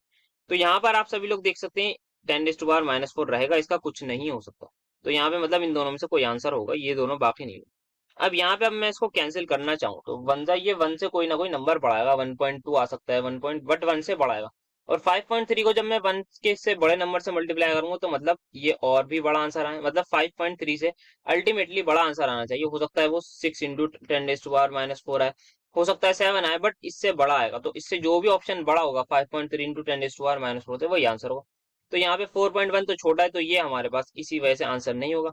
यही हमारे पास एक ऐसा ऑप्शन है जो बड़ा है, तो ये हमारे पास आंसर हो जाएगा। So the answer is option number B. Next question देखते हैं। सो यहाँ पे नेक्स्ट क्वेश्चन हमारे पास, some of the following gases are soluble in water due to their ions. Water in soluble gas, तो यहाँ पे हमें 2-3 गैसेस ऐसी दे रखी हैं जो वाटर में सॉल्युबल होती हैं बिकॉज उनके आयंस बन जाते हैं। वो कौन कौन सी गैस है सर, आपने बताया है। एक तो अमोनिया गैस है, इसको जैसे ही पानी में डालते हैं ये NH4 पॉजिटिव और OH माइनस में बन जाती है। एक गैस हमारी ये HCl गैस है, ये HCl गैस को भी जैसे ही हम वाटर में डालते हैं तो क्या होता है सर, ये H प्लस और Cl माइनस में। तो ड्यू टू दिस ये गैसेस हमारी सोल्यूबल होती है। बाकी CO2, मीथेन और हीलियम तीनों ऐसी गैसेस हैं जो आयंस की वजह से सोल्यूबल नहीं होती। उनका अपना डिपेंड करता है KH वैल्यू पर, पार्शियल प्रेशर पर, इन सारी चीजों पर डिपेंड करता है। तो यहाँ पर जो आंसर हो जाएगा वो हमारे पास हो जाएगा ऑप्शन नंबर ए। नेक्स्ट एक बहुत ही ज्यादा अच्छा question, carbon dioxide is bubbled through water during a soft drink manufacturing process. तो यहाँ पे हमारे पास एक बीकर में यहाँ पे वाटर है, इसमें हम क्या कर रहे हैं, इसमें कार्बन डाइऑक्साइड को बबल्ड करा गया है, ठीक है। एट अ प्रोसेस, यहाँ कुछ पर टेम्परेचर दे रखा है। Partial pressure of carbon dioxide हमें दे रखा है 0.835 बार, ठीक है। अब हमें बताने देन एक्स मिलीमोल, यहाँ पे हमें बताने हैं मिलीमोल निकालने हैं, मतलब number of moles of carbon dioxide into 10⁻³ की वैल्यू हमें निकालनी है। वो dissolve in 0.9 litre of water, the value of x. यहाँ पे हेनरीज लॉ कांस्टेंट की वैल्यू दे रखी है 1.67 इंटू 10⁻³ तो अब ये क्वेश्चन को कैसे करेंगे ये हमें थोड़ा सा देखना होगा। तो यहाँ पर क्या क्या गिवन है, यहाँ पे पार्शियल प्रेशर दे रखा है, पार्शियल प्रेशर के साथ हमें क्या निकालना है, हमें मोल्स निकालने हैं। और एक चीज दे रखी है वॉल्यूम ऑफ वाटर दे रखी है, दैट इज 900 ml, ठीक है। तो सर अब इसको रिलेट कैसे करें, हेनरीज लॉ क्या कहता है, हेनरीज लॉ ये कहता है जो पार्शियल प्रेशर कार्बन डाइऑक्साइड का होगा, यहाँ पे यूनिट देख लेते हैं क्या है, यहाँ पे यूनिट इसकी है बार। तो इसका मतलब फॉर्मूला हमें यही यूज करना है, वो इक्वल होगा मोल फ्रैक्शन ऑफ कार्बन डाइऑक्साइड के। पार्शियल प्रेशर की वैल्यू क्या दे रखी है सर, 0.835 दे रखी है, इज इक्वल टू 1.67 इंटू 10⁻³ इसकी वैल्यू दे रखी है। Number of moles of carbon dioxide upon number of moles of carbon dioxide plus number of moles of sir water आ जाएगा, क्योंकि यहाँ पे ये मोल फ्रैक्शन क्या होता है सर, ये मोल फ्रैक्शन होते हैं जो वाटर में डिसॉल्व होगा, क्योंकि यही तो सॉल्युबिलिटी होगी, कितने मोल्स डिसॉल्व होगा ये हमारे पास होते हैं। तो यहाँ पे number of moles of water हमारे पास आ गए। तो क्या मैं यहाँ से मास ऑफ वाटर निकाल सकता हूँ, यस सर। यहाँ पे डेंसिटी 1 होती है तो ये डायरेक्टली 900 ग्राम आ जाएगा। तो यहाँ पे मैं इसकी वैल्यू पुट कर रहा हूँ 900/18। तो यहाँ पे इसको मैं कैंसिल भी कर सकता हूँ, यहाँ पे 1 ये 5 तो 50 आ रहा है मेरे पास डिनोमिनेटर में। अब एक इंपॉर्टेंट चीज ये देखी जा सकती है, जो नंबर ऑफ मोल्स है ये किसमें निकालना है, ये मिली मोल्स में निकालना है। सो इसका मतलब we can neglect this because ये 10⁻³ में आने वाले हैं, तो हम इसको निग्लेक्ट कर सकते हैं। तो हमारी फाइनल इक्वेशन जो बन गई वो ये बन गई 0.835 is equal to 1.67 into 10⁻³ number of moles of carbon dioxide जो हमें निकालने हैं डिवाइडेड बाय 50। ये हमारी इक्वेशन बन गई। अब इसको करने की कोशिश करते हैं सॉल्व। तो यहाँ पे 50 उधर चला जाएगा तो ये बन जाएगा 8.35 into 5 is equals to 1.67 into 10⁻³ into number of moles of carbon dioxide. तो ये आई गेस 5 पर आएगा, अगर हम इसको कैंसिल करेंगे तो ये इसके 5 पर आता है। सो यहाँ से जो number of moles of carbon dioxide आ रहे हैं वो क्या आ रहे हैं sir, number of moles of carbon dioxide आ जाएंगे 25 इंटू 10⁻⁻3। तो कितने मिली मोल्स आ गए, अगर मिली मोल बताने तो वो 25 आ रहे हैं। और यहाँ पे हम देख सकते हैं हमें मिली मोल्स की वैल्यू बतानी है, तो एक्स की वैल्यू बतानी है, तो यहाँ पे आ रही है वो 25। तो the final answer is going to be 25। तो ये जेई मेंस 2021 में क्वेश्चन था। ये ध्यान रखना है किस तरीके से हमने निगलेक्ट करा है और क्यों करा है, बिकॉज कंपैरिजन आप देखेंगे अगर यहाँ पे मैं इसको लिखूंगा भी 25 इंटू 10⁻⁻5 को, तो इट इज लाइक 0.025, तो 50.025 होगा, जो कि कोई ज्यादा फर्क नहीं पड़ेगा। तो दैट्स व्हाई हमने उसको निगलेक्ट करा। Now let's move towards the question जो कि सबसे ज्यादा बेस्ट क्वेश्चन अभी तक हेनरीज लॉ पर देखा गया है, उसको देखते हैं। सब the Henry's law constant for the solubility of N2 gas in water at this kelvin equation. तो KH की वैल्यू इन्होंने बहुत आराम से दे रखी है 10⁻5 ATM। The mole fraction of nitrogen in air, बहुत ध्यान से, यहाँ पे mole fraction of nitrogen in air दे रखी है, इन वो नहीं दे रखी कि डिजोल्व इतने हमारे पास सोल्यूबिलिटी नहीं दे रखी, ये दे रखी है मतलब YN2 इन एयर 0.8। अब हमें क्या बताना है, the number of moles of nitrogen जो कि डिजोल्व होंगे किसमें, इन 10 moles of water, in 10 moles of water, हमें वाटर के मोल्स दे रखे हैं, एंड 5 ATM प्रेशर हमें ये दे रखा है। तो यहाँ पे mole fraction of nitrogen in air दे रखा है। तो यहाँ पे क्या सिनेरियो, एक बार सिनेरियो को समझ लेते हैं। यहाँ पे हमारे पास वाटर होगा, इस वाटर के ऊपर एयर है, यहाँ पे हमारे पास एयर है, ये एयर। एयर में क्या है सर, एयर में गैस अलग अलग होगी, नाइट्रोजन भी होगी, ऑक्सीजन भी होगी। तो हमें जो फोकस करना है वो नाइट्रोजन पे फोकस करना है। तो हेनरीज लॉ के अकॉर्डिंग अगर हम चलेंगे तो हम इस तरीके से चलेंगे, जो हमारे पास प्रेशर ऑफ नाइट्रोजन होगा वो इक्वल हो जाएगा KH into mole fraction of nitrogen की। यस सर, KH की वैल्यू है 10⁻5। मोल फ्रैक्शन जो है सर, ये हमारे पास हमें निकालने हैं number of moles of nitrogen, तो नाइट्रोजन के मोल्स, यहाँ पे उसको x ले लेते हैं आसानी के लिए, x/x+10, ये हमारी इक्वेशन बन जाएगी। साथ में जो प्रेशर ऑफ 92 है सर, यहाँ पे इन्होंने दे रखा है हमारे पास 5 ATM हमारा प्रेशर है, तो आप इसको इक्वेट कर देंगे और यहाँ पे ये बहुत ही बड़ी मिस्टेक होने जा रही है। इन्होंने क्या बोला है, the number of moles of nitrogen from air dissolve in 10 moles of water. यहाँ पे ये जो प्रेशर है, ये प्रेशर आपको एयर का दे रखा है, ये पार्शियल प्रेशर ऑफ नाइट्रोजन नहीं दे रखा।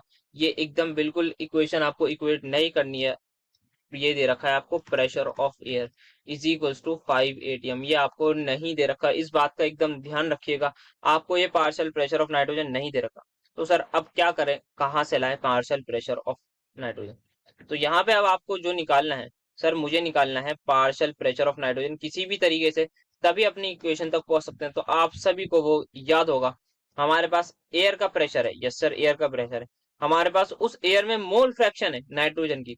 तो वो लॉ याद कीजिए जो 11th क्लास में आपने पढ़ा था, जिसका नाम था डाल्टन्स लॉ, जो कहता था जो अगर किसी भी चीज का पार्शियल प्रेशर निकालना हो तो मल्टीप्लाई कर दीजिए टोटल प्रेशर इनटू उसके मोल फ्रैक्शन से। तो यहाँ पे जो टोटल प्रेशर है वो एयर का आएगा।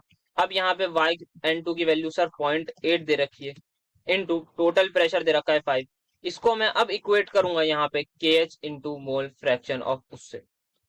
तो अब यहाँ पे मैं कर सकता हूँ, KH की वैल्यू यहाँ पे 10⁻5 दे रखी है, इंटू यहाँ पे x की वैल्यू पता नहीं, x/x+10 यहाँ पे करना है, ये हो जाएगा 4, और यहाँ पे आ जाएगा 4 into 10⁻⁻5 is equals to x, number of moles nitrogen के x/x+10।